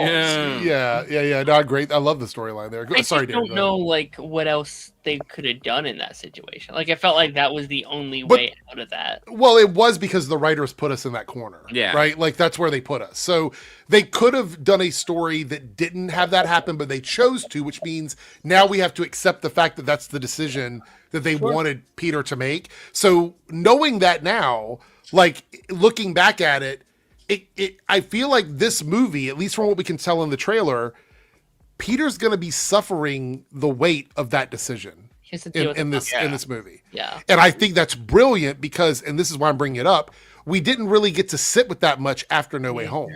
This movie, we're going to get to sit with it for a while. This is why I'm fine with Ned and MJ being in the movie, because people said, oh, they should have been gone so you could feel the weight. There is no better way to feel the weight than to see them there in this movie and to force to have to watch Peter have to be this far apart from them. That is how you feel the weight. Yeah. I think it's brilliant. In my opinion, it's brilliant to have him being the friendly neighborhood Spider-Man and doing this as a individual living by himself in this apartment. Yeah. Lonely, right, in the beginning, and seeing where that journey takes us by the end of the movie, because that's the exciting part about it. I mean, we're literally seeing the like with great power there must also be great responsibility. Like we are seeing and in the most literal way possible. Like literally, like I love that he keeps going back to them because he wants them in his life. He wants to tell them, but he knows, like he sees that they're hurt, and he sees how happy he at least thinks they are, and there's that like responsibility to help everyone, even the people close to him. And I think that's such a I think we're in for a really, really strong emotionally movie. Here's a question I'm actually curious about you guys. Mm-hmm. Do you think there's a chance? And I know for some this might hard. I know you guys love some of these Spider-Man movies. Do you think there's a chance this could be the best Spider-Man movie? Yes, 100%. No hesitation. Based on the trailer, I mean, I love. Are we talking about? Are you talking about all Spider-Man of movies all time? Could this be the best one? I still feel like it could. I feel like if we're talking about like live action, because I know Spider-Verse is still like really. Let's say like live action then. Like let's set the animated stuff aside. My favorite Spider-Man live action 2 is a Spider-Man big one movie. for me. It is. It is. I agree. But I do think that this movie, if we're taking into account what Peter is stepping into from the previous movies, the world that he exists in right now with all the decisions he's made, if we take all that into account, this does have the potential to be the best live action Spider-Man movie we've ever had. I would argue all of them have the potential, but do I think it will? No, I don't think it will. But you don't think this one is? Huge bar. I don't know. I have to pull myself out of nostalgia bait because I do that a lot. Things that I loved when I was growing up. And I have to look objectively at the movie and go, is this movie better than the one I saw recently, or am I just loving it because I watched it when I was younger? You know what I mean? I always have to do that because I would always pick Spider-Man 2. Like that would always be my movie. If I felt that way about it. And the worst one is obviously going to be Spider-Man 3, which is... I misheard you there. I could have sworn you definitely said Amazing Spider-Man 2. So you definitely said Eric, that's a weird way to say Far From Home, Eric. Oh, true. Look, I think this is possibly going to be the best MCU Spider-Man movie. I think that's. I think it could definitely right. be that. I think that's not as high a bar.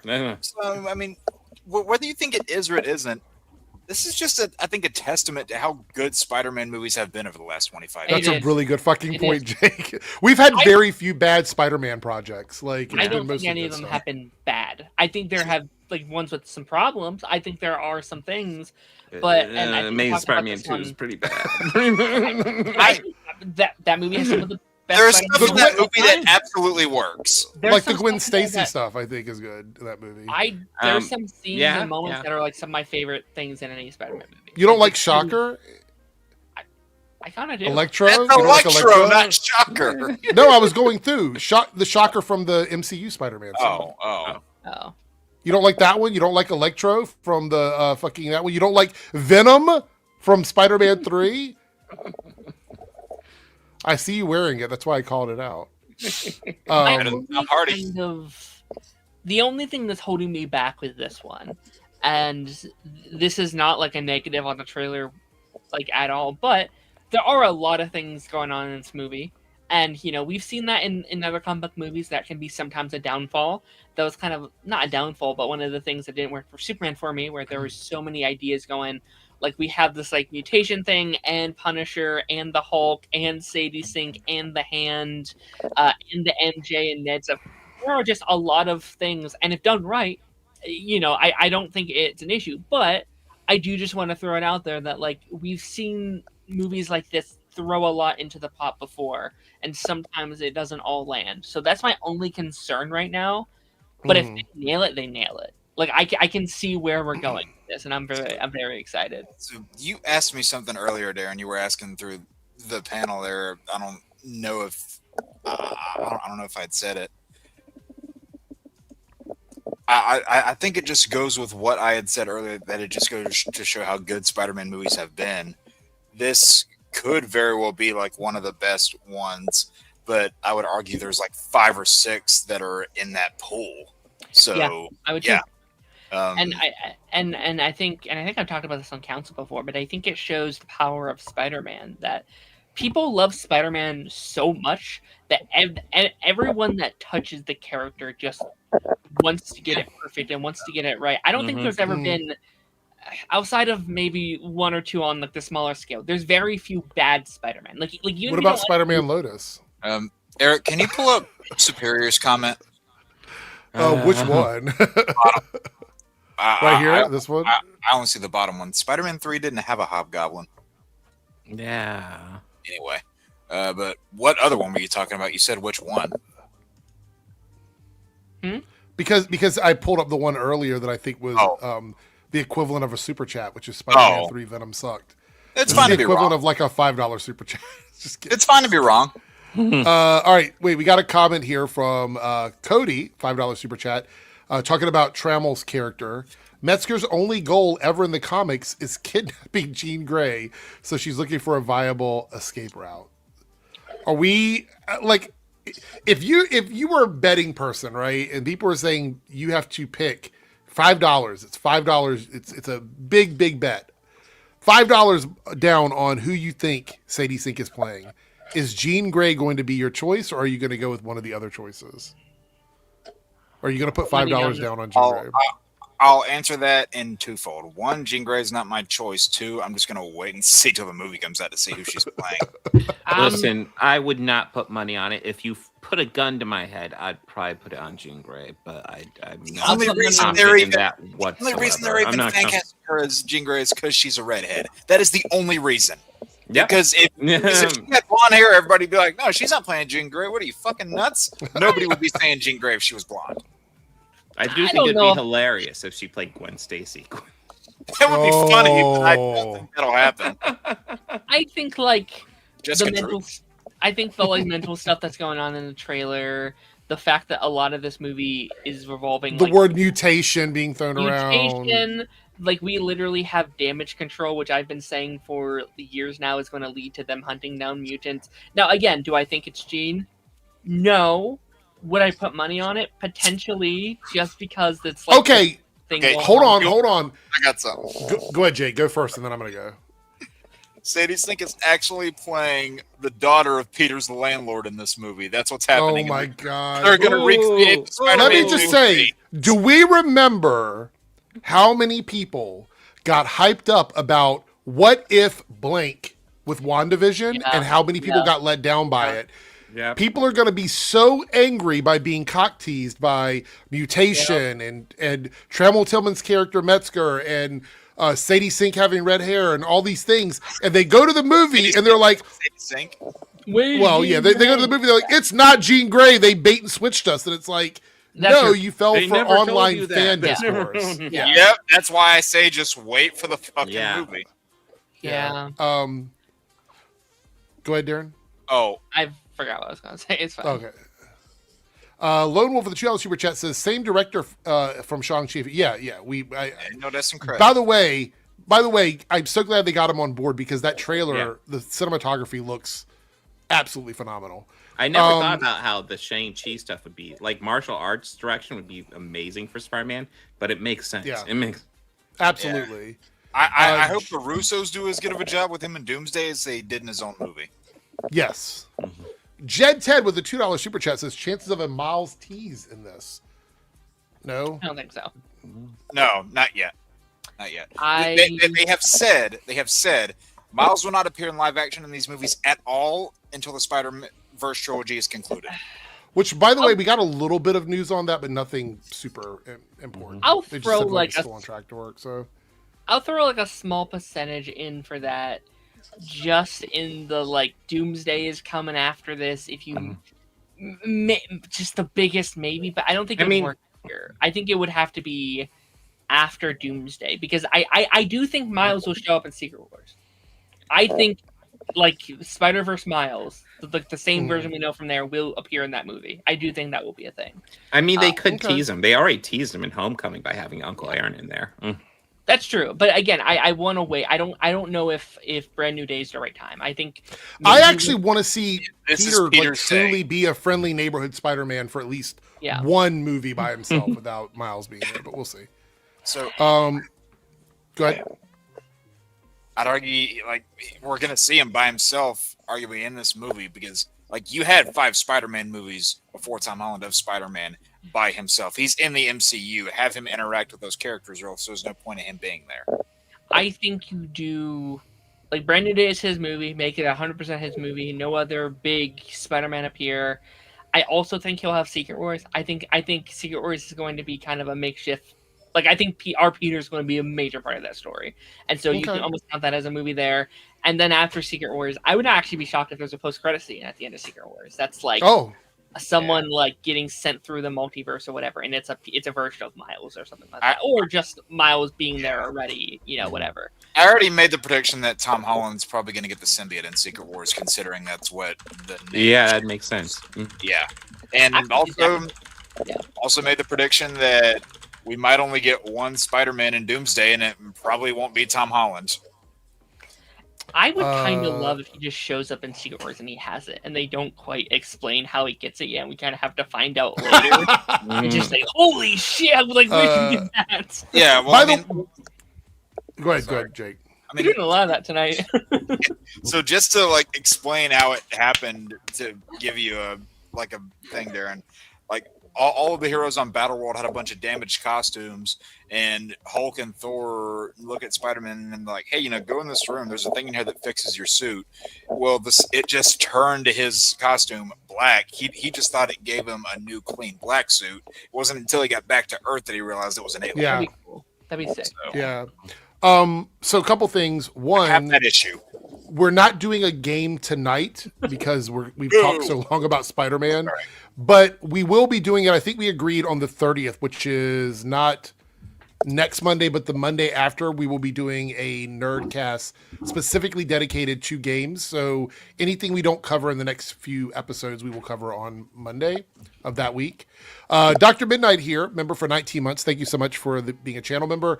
Live or VOD, click the like, thumbs up button because YouTube is attacking my channel. It helps the channel grow. And click subscribe and the bell button for alerts of new shows and videos. Thank you so much. Thank you so much. South Texas Shark, I see your super chat, and we hit the goal of the debunks, but we'll do that at the end because that's a great question. I love that question, and we'll tackle it at the end. Lone Wolf with a $5 super chat. Ooh, my spider sense is tingling. If you know what I'm talking about, Jake, know the reference. And you see, Jake does know exactly what you're talking about. So, all right. We have another super chat from Naruto here, $5 super chat. Did you hear Kirsten Dunst said, I got cast in Minecraft too because I want money? I mean, you gotta respect the hustle, right? I mean, yeah. So I guess Hidden Figures didn't work for her? I guess not. So listen, Bruce Campbell was once asked if he were doing Congo, and his answer was no. The check cleared. Oh, Bruce right. Campbell has other things on his mind right now. Well, yeah, but I wish him where's well. that here? Oh, yeah, no, he is. As he said it himself, he's a tough old son of a bitch. Mm-hmm. So, all right. So now that we've had the Love Fest here, which we will continue after this. hey yo, We had some people that didn't like the Spider-Man trailer. So I was sent the link for this website called Bro Bible, which, by the way, you can already Great fucking Bro Bible. website You already know what title. you're going to get here. Yeah. MCU fans think the new trailer for Spider-Man Brand New Day literally looks terrible. What is this CGI? Every Spider-Man's used CGI. And of course, all it does is link tweets. Yeah. They link tweets here. Let's read a couple of these tweets because it's always fun. they're trying to pretend like they're fucking cinematography. Genuinely experts. cannot believe how badly. Yes. Genuinely cannot believe how badly they're screwing up this reveal. Worst trailer marketing I've seen forever. Worst grammar I've seen all night. What reveal? Can you be The specific? CGI What? Yeah. Look at the shot we're looking at here. This incredible shot with the hand in Spider-Man. He goes, "This CGI is worse than what people." Wait, hold on. This CGI. I love the grammar. This CGI is worse than what people were saying about Superman's last year. But I have to take a breath. There's no period, but I have to breathe. But I'm gonna have to watch people glaze it because it's Spider-Man. Period. Finally. Oh, thank you. I'm dead serious, man. Just delay it. What even is this? There's no question mark at the end there. Sorry. Here we go. They should fix the CGI within the next 4 months because these shots look horrible. Make a better one then. Do it in 4 months. Make a better one. Do it. What were they watching? These films are so hideous. Well, I mean, if he doesn't even like to begin with, Dude then looks like who he's cares? living in grandma's basement. So I went through and I was collecting what actual criticisms people had. Let me just read quickly what I saw. Are any criticisms by people who can actually speak English? Spell. Okay, the first one is what we saw there, which is the CGI and VFX look unfinished. People are saying the color grading looks flat or washed out. The rollout gimmick annoyed people. It may be overstuffed with characters / cameos. The trailer revealed too much, spoiling things. Okay, First, people complain that a movie doesn't have enough cameos. Now you're complaining it does. Which fucking way? Sorry. Cameos also. Yeah, I mean, it's one of those things where sure, Another point. could it be What overstuffed? cameos? Could it Those be are overstuffed? characters. Sure. Those are characters in the movie. Those aren't cameos. There's a big difference. Thank Yeah, you. it could be overstuffed, but it all depends how it's handled. We have to watch the movie and see how it's handled to see if it works. It says somebody said that they think the movie has too many MCU connections. They have to. They That's legally the have point. And some people literally think that the point. trailer is leading to a bad first impression. That was the last thing that I saw there. I don't. Honestly, you guys know I'm hypercritical about trailers. Look at what happened with the Lanterns the other day. I would not be saying I love this trailer if I didn't really genuinely love the trailer. Again, I think this is one of the best trailers I've seen in the last decade, probably. And this, look, some of the colors are different because of the shots, the time of day, whatever, but it looks like the suit is bright to me. It doesn't like it's muted or it's... scaled down in color. I mean, I don't know. Also a It different might be one of filmmaker the than best- John Watts. It might be one of the best movie looking suits. Maybe I might be my favorite movie suit after seeing the movie, but like it looks. I will really say good. this trailer, after seeing the Dune 3 trailer, is like, what's going on? Trailers are getting much better now. When you look at like some of the biggest blockbusters that are coming out, it is funny how like Zendaya's in 4 of them. Like 4 of the big ones we know. Like I didn't think about that. You got this, you got Dune, you got Odyssey. What's the other one? There's another one that's this year that she's in that I'm forgetting off the top of my head. She's in like 6 or so this year. It's kind of Dune, crazy. Odyssey, there's a 4th Get one. in work. She's trying to beat Zoe Saldana in Yeah, money in hit movies. Shrek 5. that's next year. Oh, is it I mean, it's yeah, not a you're right. movie, but also like Odyssey. Euphoria, right? before it comes out Yeah, here. Euphoria. Yeah. Yeah. I don't know. I mean, I'm not feeling fatigue from her. I mean, I think No. she's really talented, and all the characters that No, she plays are vastly different. So, Put on a So the funny div- shot. The divided stuff that you guys are hearing from like people online and the tweets we looked at, clearly there's some sort of bad faith shit going on, right? I mean, No. it seems to be like they're just saying stuff, right? okay, dude. Yeah. All right, when this like comes out, okay, maybe it was the drama that I saw. It's still a stacked year. It's crazy. Yeah. Mhm. But no, with this movie coming out, like obviously there's going to be a lot of discourse, as we've already seen, for a bunch of stupid reasons. I could give a fuck what Joe Jackass has to say about the movie. When it comes out, I'm going to be like, Darren, how do you feel? Bob, how do you feel? Eric, how do you feel? Like, these are the conversations we're going to have. I'm not going to listen to some basement dweller talking about this movie. Yeah, Mhm. it's about it's about clout. That's Zendaya has a year ahead of her. Look at this. Yeah. This is I crazy. mean, a lot of these guys complain just because Zendaya appears and stuff, and it's like, I can't deal with this. I can't deal. You mean actors get work? What? That's outrageous. And guess what? It makes money, so despite people's complaints, money talks, as ACDC says. Steiger War 499 Super Chat says, I'm calling it the post or mid-credit scene in Spider-Man Brand New Day will tie into Avengers Doomsday. That's probably what Yelena's cameo is if she's in this movie. Ooh. But I also think we're going to have 2. I think there's 2 post-credit scenes. I think mid-credit scene is something for Spider-Man. It's something for his future movies. If that's a Venom, if that's, I don't know, something for the future. Calling it. They're going to do Gargan Venom. Calling it. And then the Ooh. second one will be something related to Doomsday. I know there was those Toby rumors a while ago. I don't really subscribe to those, but I could maybe see it, like them swinging down and being like, "Yo, what the fuck, man? We have to get up there. Our friends are fighting." It's like what are you talking about? And that leads into Doomsday or whatever. Do we think that obviously they don't remember that Peter is Spider-Man because of the reality warping spell, but do you think that he's still going to have a close connection with some of the Avengers that he did work with in the past as Spider-Man? I mean, Iron Man's dead. Doctor Strange, we don't know. There weren't really a lot of Avengers that he interacted with outside of the war that they all fought in. Yeah, like he and Bruce never interacted on screen that we saw. Mm-hmm. Like, probably at the funeral, but that probably would have been it. We never saw him interact with like a Thor. Sam and Bucky, they knew Spider-Man, they didn't know Peter. So I think they kind of inadvertently wrote themselves, like they were kind of inadvertently clever with it, because not many people, not many Avengers knew his identity to be. Except the entire second Spider-Man movie couldn't have happened if he didn't know Peter Parker.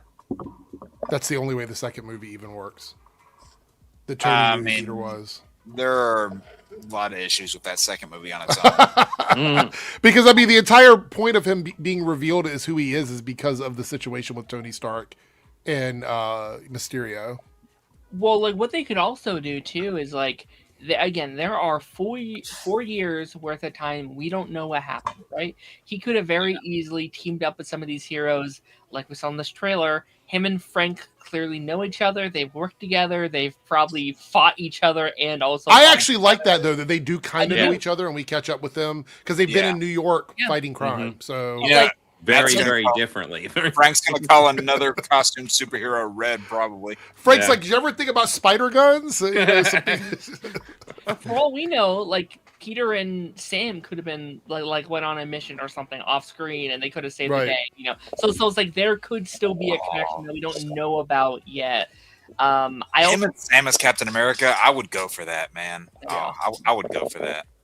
I also just have the theory that like Hulk might somehow know about Spider-Man. Like even though they Maybe. didn't on screen, maybe there was like a thing where it's like, oh, the spell affected Bruce, but it didn't affect Hulk or something like that. I don't. I plus mean, we do see Peter flat out telling him. I don't think Spidey should know, as in like they've worked together. But I think most of the heroes that are in the news, he would know of them. He just might not like fight with them. You know what I mean? Yeah. So like Daredevil is probably someone he has heard of because he's been in the paper a lot, but he may have never done anything with him. But if he's worked with Punisher, then I assume he's probably worked with Daredevil. Have we seen him interact with like a Kamala? Oh yeah, Khan or something? Daredevil was in No Way Home. Yeah. Yes. Yeah, but they Yeah, knew as Matt Matt Murdock and Murdock, Peter yeah. Parker, not Yeah. Daredevil Spider-Man. Zap says, "Am I the only one who thought Far From Home was really mid?" It's probably my least favorite of the Tom Holland ones so far. It has It's my least cool favorite Spider-Man movie. I won't It's go up there that for far. me. It has really cool Mysterio scenes. It has cool Mysterio scenes. Yeah, the plot falls apart for me in that movie. Well, there we go. I can that's all. elaborate if needed, but that's just how I'd I have to feel. rewatch. We'll just it we'll from we, any we will argument. leave. We can leave it at that. Maybe I I'd think. agree with you. I don't know.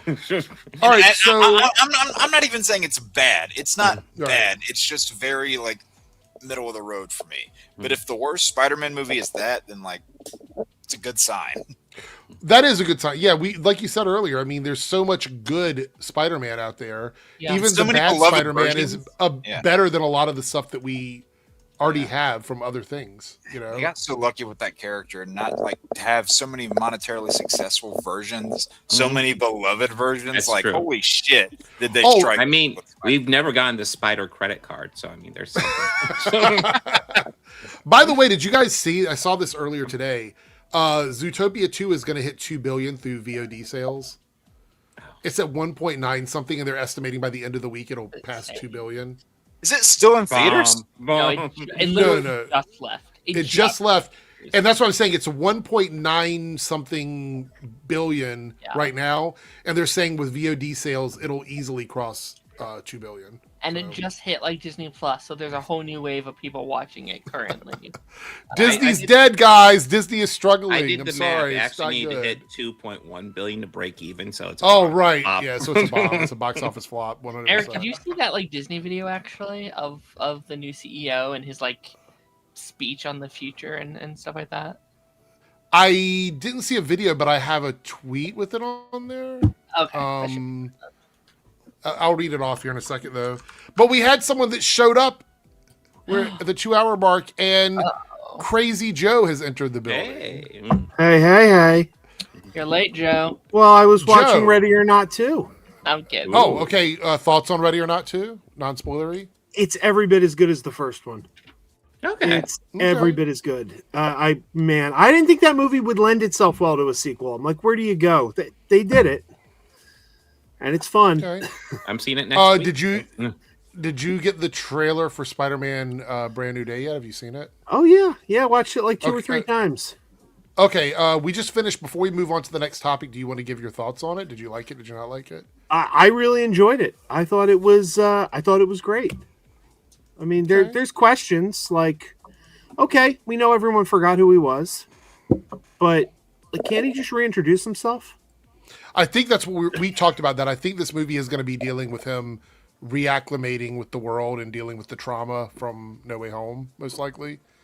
Harrison says, digging the glasses shirt combo, Joe. Thank you. I was at my daughter's production of The Wiz today, so I Throw on some green glasses to match. What's up, Big Jerry? Good to see you. By the way, it's Crazy Joe, not Joe Jackass. Let's get it right. Oh, okay. All right. There we go.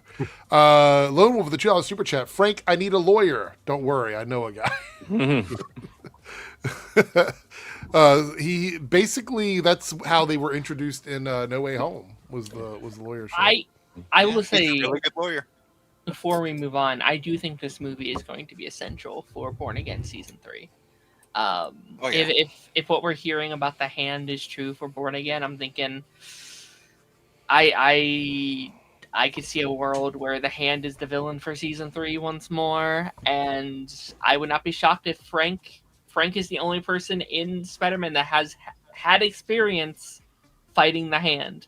So I would not be shocked if there's a scene where Frank and Peter are fighting the hand together, which leads into Born Again, where he has to be like, all right, Matt, they're freaking back, man. We got to deal with this. So I pulled up that article. I think this might be all the stuff you're talking about, Darren, or at least the bulk of it from Josh. I think it's D'Amaro, right? D'Amaro. Yeah. What he says will happen. So Disney Plus will evolve into the company's digital centerpiece. It says Disney Plus and Hulu will merge into a unified experience later this year after all this time. Which, by the way, I don't have an issue with them merging, but they're going to raise the price once that happens, no matter what. So get ready for that. The movie expected to drive more value for subscribers in the business and, of course, make more money for Disney. D'Amaro says the addition of ESPN will make the bundle a grand slam for consumers. Is this what you were talking about, Darren?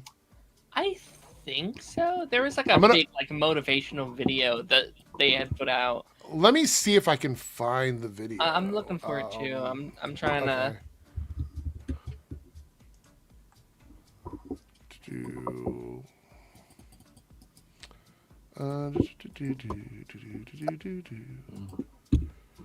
Oh, here. I think this is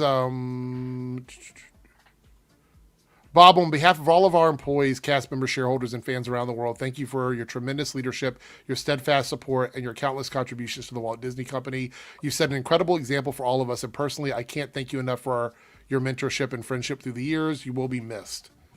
That's the quote that I'm seeing in the article. Hold on.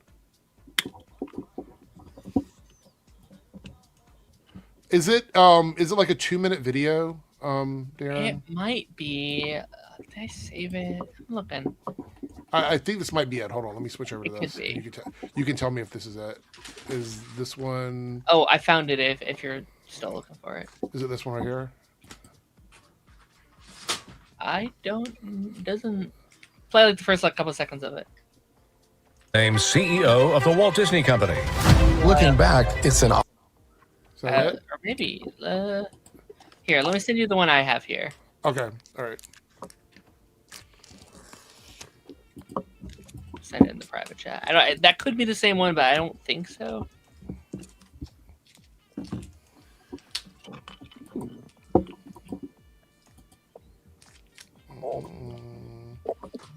I think this might be a segment from that video. Like that video. This might be in there somewhere.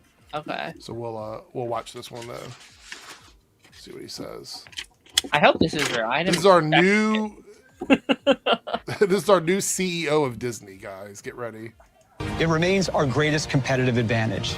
No one else has the ability to do this at the scale, quality, and global reach that Disney can. Not Percy Jackson. Wow. Simply put, while others in our industry are consolidating just to compete, are struggling to be relevant in a fragmented and disrupted world, Shots Disney is fired. a category of one, poised to accelerate into our next era of innovation and growth. And this next chapter will be driven by staying focused on world-class creativity, enhanced by technology, bringing unforgettable stories to audiences wherever they are. While we're in a league of our own, that doesn't mean things have always been easy, especially with the pace of change that we're all facing today. When Bob returned to the company a few years ago, his goal was to fortify our business and lay the groundwork for long-term growth by reigniting creativity and improving performance at our studios.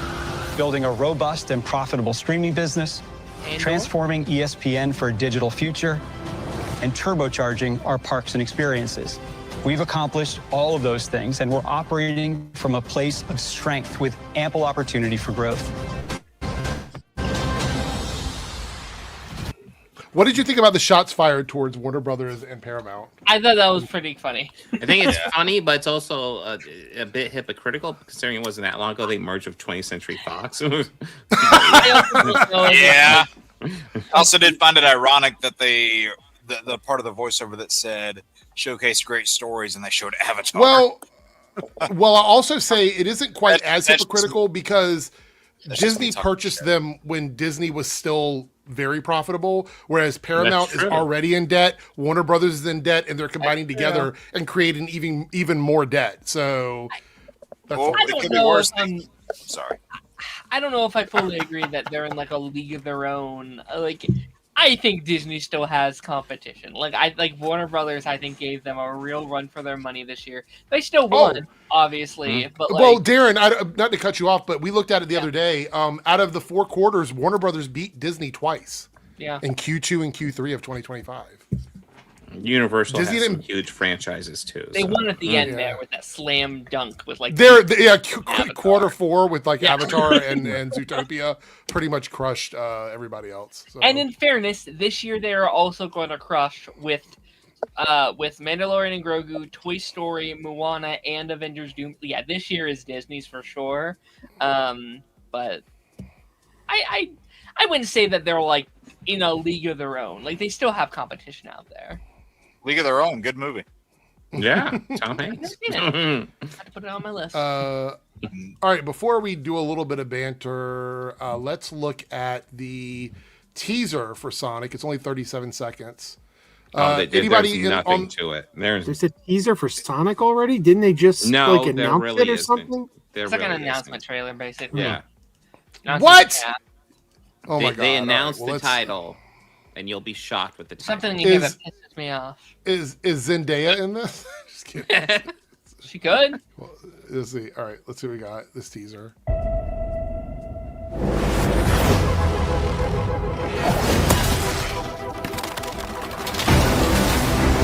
You think your world is safe, but your time is about to run out. The chaos has only just begun. I heard some groans there.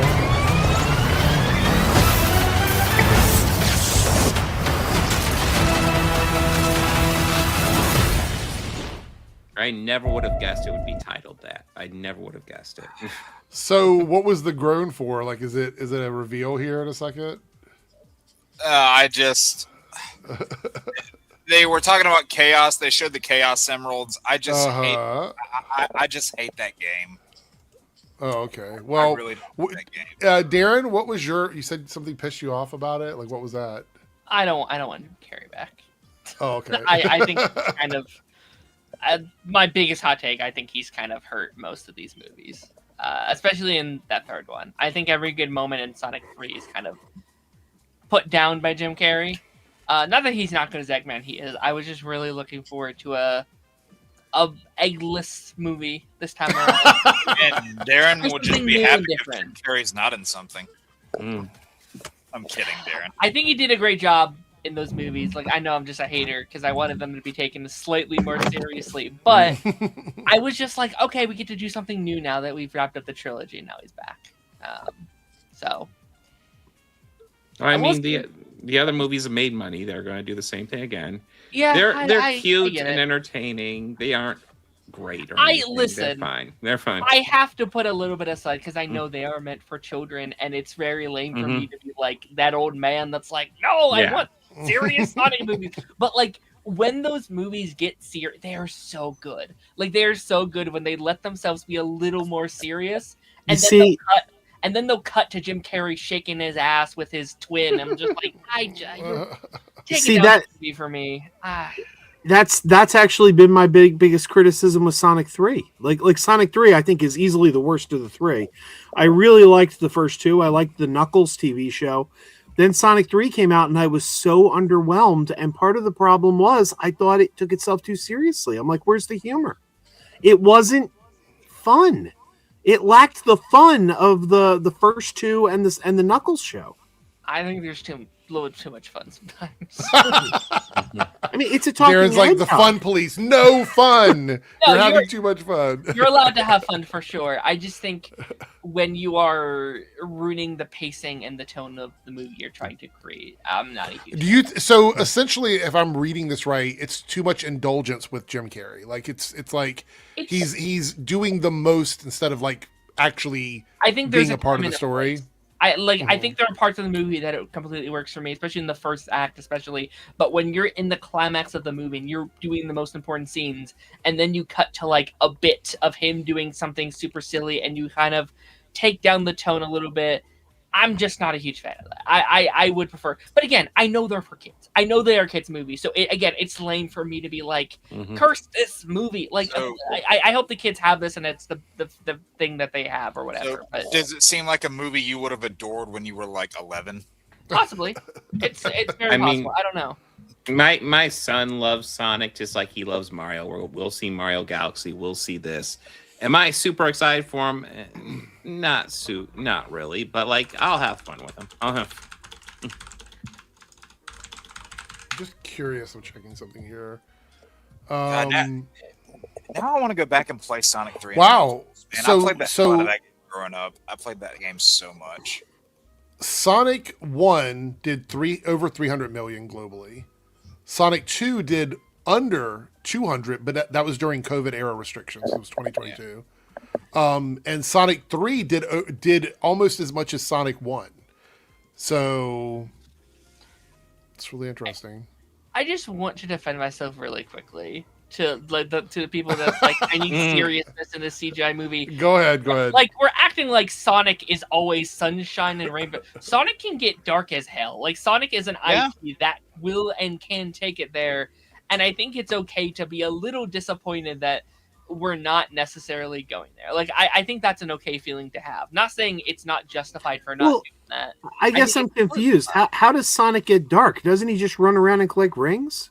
No, there's like death and murder and like slavery. Like Sonic gets dark as hell. What game? Like, in the games and the comics. Which game? Like I played the first 3. Then there's like comic books and stuff there's too. Comic book Generations, Heroes, Mania, hundreds even of a little games. bit. Especially in Sonic Generations, they got a lot of mature storytelling in there. The Jaybird corrected me. He does drown a lot. That's serious too. That countdown bubble. Speaking of Jim Carrey, though, I will say I do like Jim Carrey in these movies, which is unusual because I usually hate Jim Carrey in comedies. I like him in dramas like the Truman Show, Eternal Sunshine. I think he's a great dramatic actor, but I never find him funny. But I actually think he's actually good in the Sonic movies. I'd argue those are 2 of his worst movies. Wow. The juxtaposition. I really don't like Eternal Sunshine. Really? I like Oh my Eternal god, I Sunshine's love that great. movie. But you don't like Spider-Man Far From Home. So doesn't make any sense. Like the That's conversation. the Spider-Man movie. Liked it. Joe says Far From Home is the best Spider-Man movie. Second best. The best is Spider-Man 2. Yeah. The 2 best Spider-Man movies are part 2s. Think about that.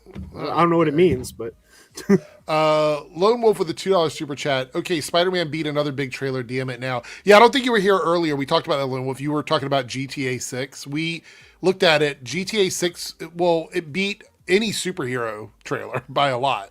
Because the next biggest one was Deadpool and Wolverine. But it beat GTA 6 as well by like, a couple 100 million views. So Cameron here with a $5 super chat. John Kent has a new code name called Tomorrow Man in the new issue of Superman Unlimited and is poking fun at what John has been through the last decade. Are you reading that comic, Bob? Because I know you do your comic books. No, I haven't read that one. Tomorrow Man? That doesn't really roll off the tongue for me. I don't know about that one. Kind of like the Tomorrow verse didn't roll off the tongue for people. Right, exactly. Well, there is a great big beautiful tomorrow shining at the end of every day. That's true. And if you're over at Disney, there's a great big beautiful tomorrow. Just watching that clip is great. But what was I gonna say? Oh, they could have called him Absolute Man because the Absolute World is doing really well in DC right now. Funny. Oh my god. It won't make any sense in the main universe though. Lone Wolf for the $2 super chat. Spider-Man beat GTA before GTA. That's true. Everything's going to happen before GTA 6. That is a myth game. It's never going to happen. It's never going to come out. GTA 6 is going to be known for the amount of time it took to come out rather than the game itself. Pretty much. Big Fieldy with a $2.99 super chat. I want a Superboy Prime movie. Do you really? Superboy Prime? That's the one where Superboy gets the Matrix of Leadership, right? No. I don't think so. I believe this is the one where he exists in a world where the comic book world isn't real, and then he ends up like leaving that world and crosses over and ends up being the most powerful of Kryptonians because he doesn't have all the same weaknesses as normal Kryptonians do, and Barry Allen and Wally West have to beat him. And well, he was the one. Reality so hard that he brings Jason Todd back. Exactly. I was just going to say the same thing. Look at that. Jake and I on the same wavelength. It happens once every blue moon. Yeah. Oh no. Lone Wolf with the $2 super chat. Jake, can you do the Rent scene impression? So which Rent scene? The one in Spider-Man 2 or the one in Spider-Man 3? Because I can do both. Do one of the musical numbers from Rent. when that chat came up, that's why I thought it was like the musical. The musical. No, he's talking about where Peter can't afford to pay for his rent. Hey, what's high? Can I spend it? Look, I promise. Promises were crackers. My daughter would be fat. Don't try to sneak past me. I have ears like a cat and eyes like a rodent. Nice. There we go. And we're waiting for that dance with the suit on so I can send him over all the super chats. Let's see here. Maybe I'm just waiting for a certain anniversary of something. Oh. Just well, everybody check your May. Oh shit! Everybody check your May milestones and do the math. Mm-hmm. Oh shit!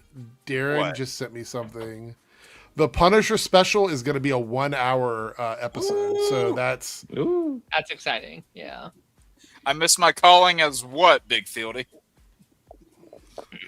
I want to know, and I'm curious. Darren, so you think Darren earlier, you weren't here, Joe, says that this might be the year of like Marvel returning to its glory because of all the great projects it has coming out this year. I keep saying they really never lost their glory.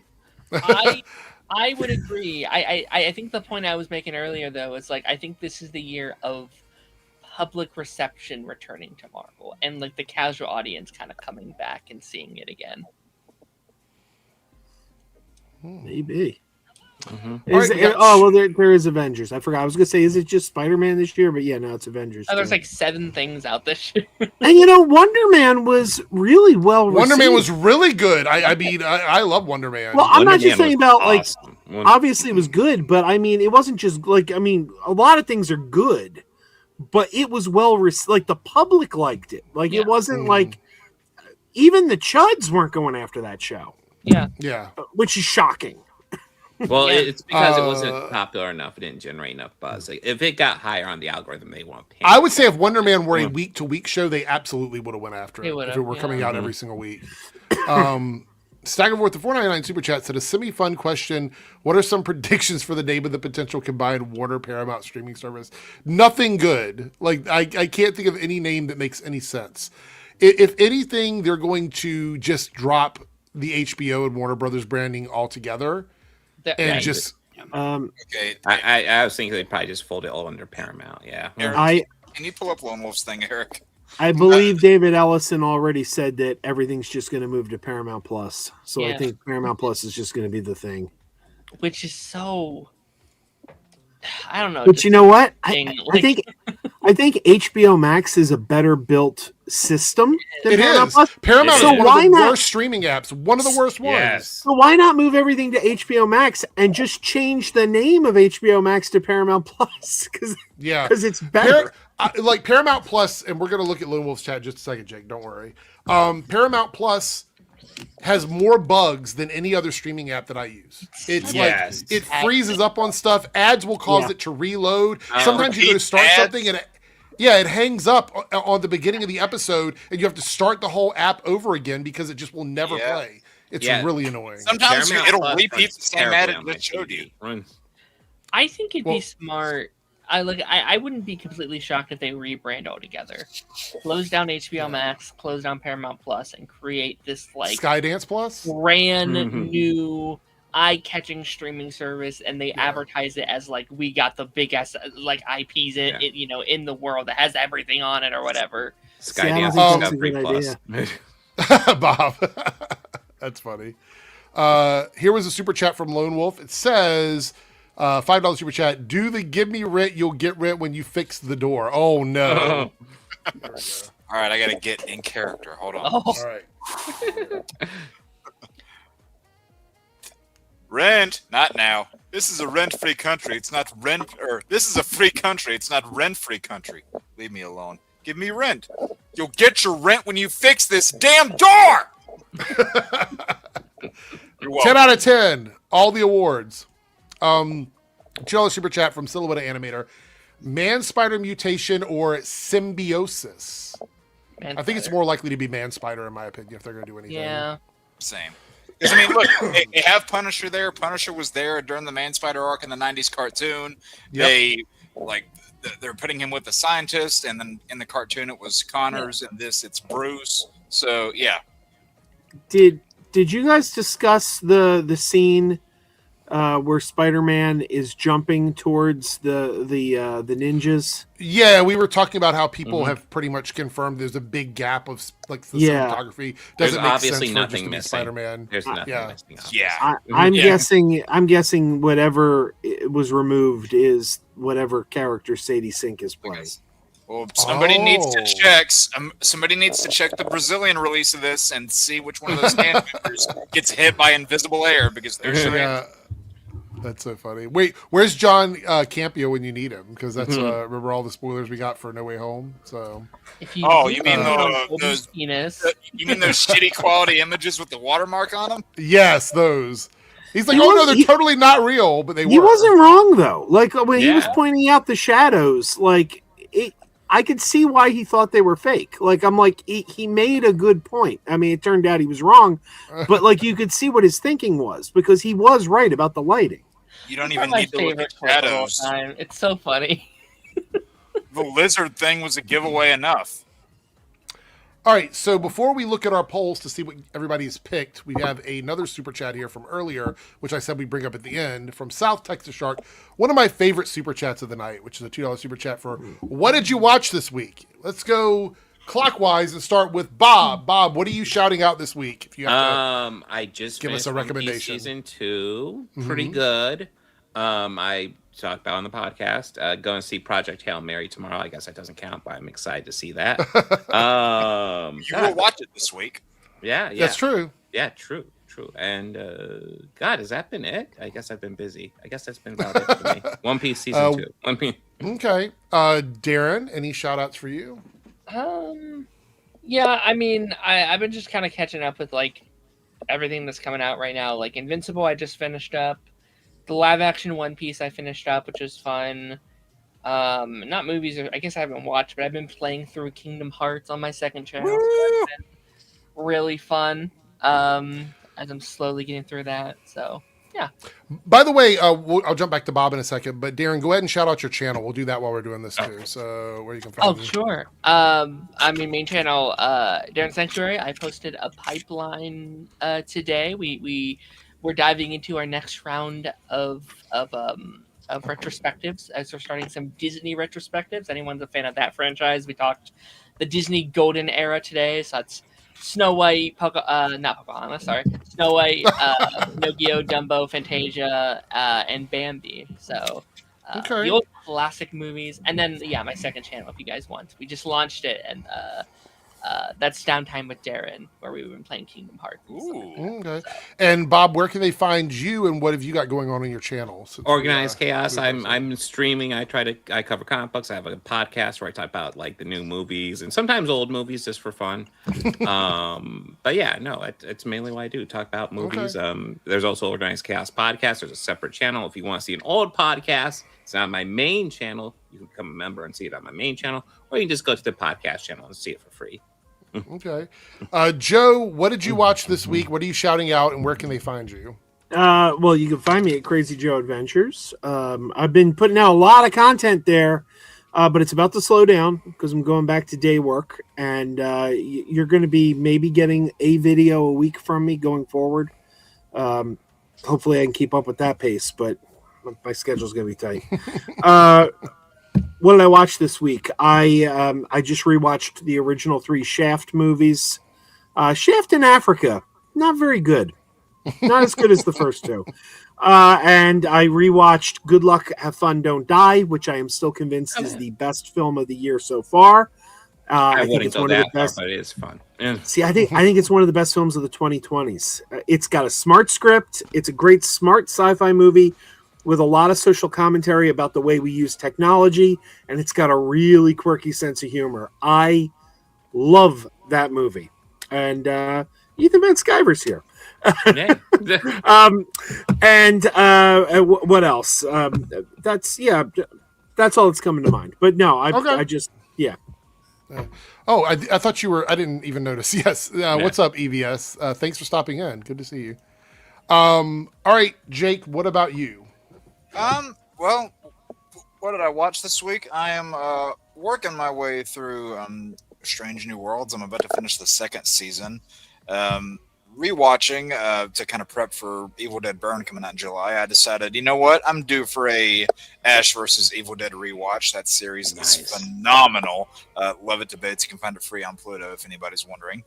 And as far as what I got going on my channel, as I've been saying these past couple times, going through some life changes at the moment, so content's a little bit slow, but I did get a Spider-Man reaction out yesterday, and do my own show, Jake's Lost Levels, on Sundays, where we go through the process of getting a bunch of game data back, and I've kind of made a executive decision that one of the next games to fill in the Lost Levels slot, not the very next games, but one of the next ones, is going to be the original PS4 copy of the Insomniac Spider-Man game with the old Peter Parker face model. So that'll be a trip down memory lane. Then after that, a bunch of comic-related stuff that's going to be coming to the channel. Like I said, especially a lot of Spider-Man and Batman-related stuff with releases that we're getting this year. And I got a lot more that I'm working on behind the scenes. And once this life shit gets figured out, then I'll announce more. So that's where you can find everybody. Go check out their channels, sub to them, show them some love. You guys are amazing. As far as me, what did I watch this week? I'm watching 2 older shows again. I went back and I restarted Lost, and I'm watching it with somebody that's never watched it before. So, I'm excited to see how they're going to be so fucking confused as we get through. We're still in season 1 right now. One of the greatest shows ever made. Yeah. I've never seen it. I got a story with that I'll tell you. I have a story that I'll tell you guys after the stream's done. And Fringe, I'm rewatching Fringe again. Yeah, I really love that show. Good series. I couldn't get into Fringe. It gets like season 1. Okay, so season 1 is a little, but season 2 is when it really pops off, and you're going to be like, "That's what I'm talking about." Walter Bishop is the best fucking character on that show. God. Absolutely, 100%, 100%. I'd like to point out that all the chuds who complain about Alex Kurtzman forget that he was the showrunner on that show. Because they all liked that show. So, well, it's just like they gave a shout out to the writing team behind One Piece to go back against modern Hollywood. He's showing all of his lost DVD and Blu-rays.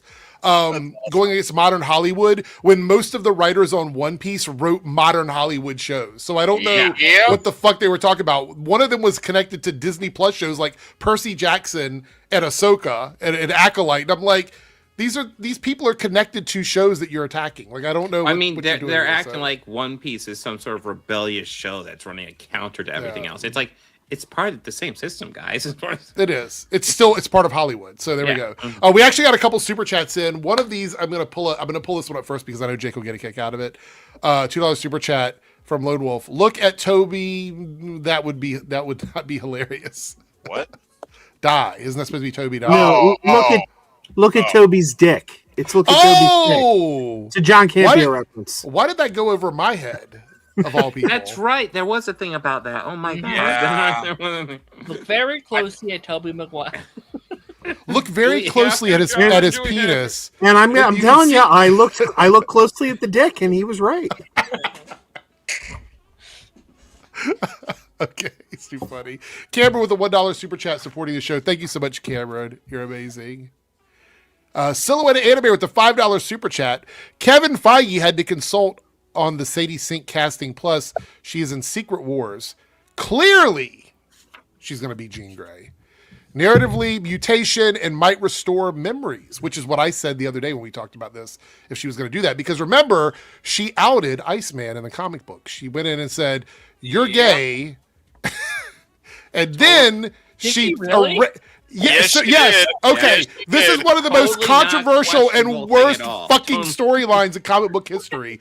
Is Iceman being gay isn't a problem, in my opinion. Yeah. It's whatever, right? Like bisexual, whatever you want to make him. But the storyline that outed him is awful because she outed him and then she put him back in the closet before she sent him back.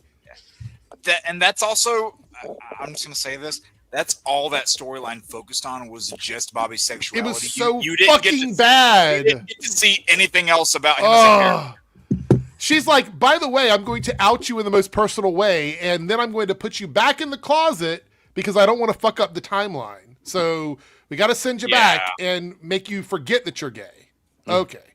Cool story, Gene. Great. That's not worth it at all. That's totally normal behavior. No. It was one of the Astonishing X-Men books. That was the one where like it was all like timey-wimey, right? Like yes, yeah. Okay. It was like the X-Men, the adult X-Men and the teenage X-Men were all together in the same story. So yeah. Lone Wolf, $2 super chat. DM'd you a tweet, just saw it now, thoughts. I am afraid to look at whatever this is. You should be afraid. It is Robert Pattinson in Resident Evil. I saw that. Yeah, I didn't see this one. I will say this. This is gonna sound like I'm being a stick in the mud, but it's just Robert Pattinson. Like, I'm looking at this picture and I'm like, okay, it looks like him. Cool.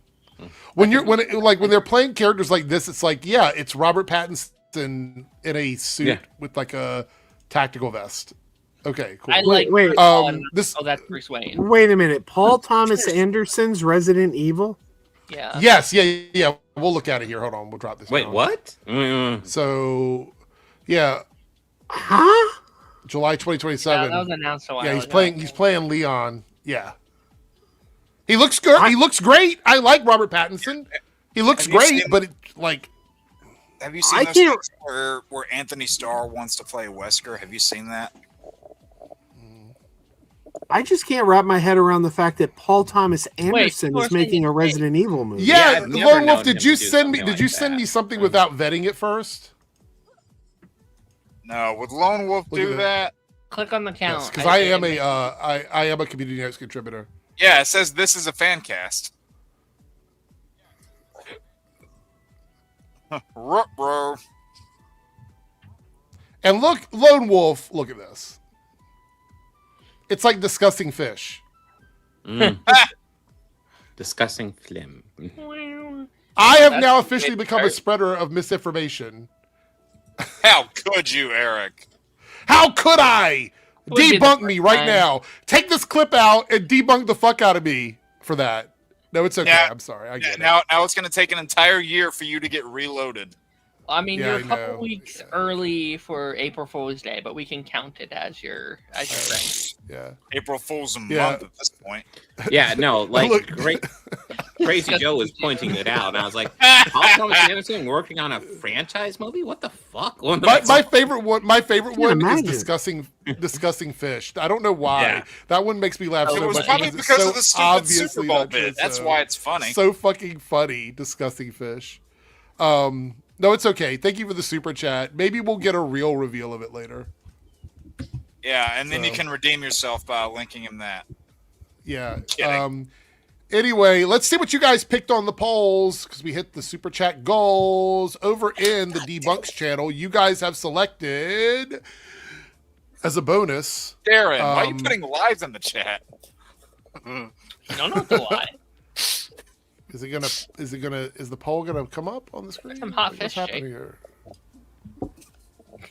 Why is it not showing up for me? You hang around Lance too much. I have to reload the whole screen to see it. Love you, Lance, if you're watching this. Lance bailed. He was in here for a second before I could even say anything. He was gone. I don't man. So you guys want me to do a bonus stream reacting about to say to something push really back bad. creators. So basically a stream where I shout out people that are doing good stuff. So that's kind of fun.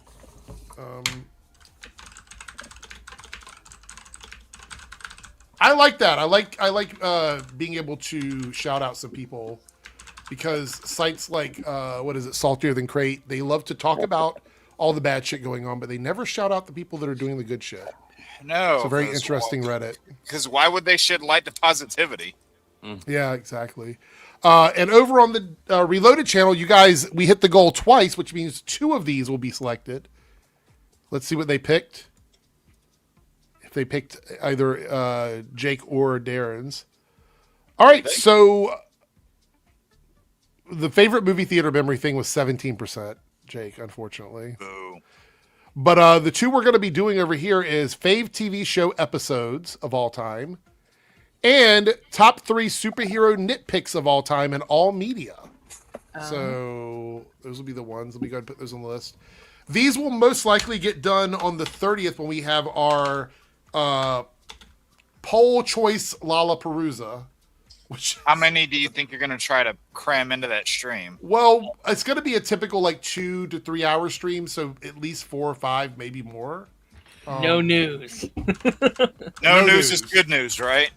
Well, the thing is, it's on a Monday, so chances are we won't have anything.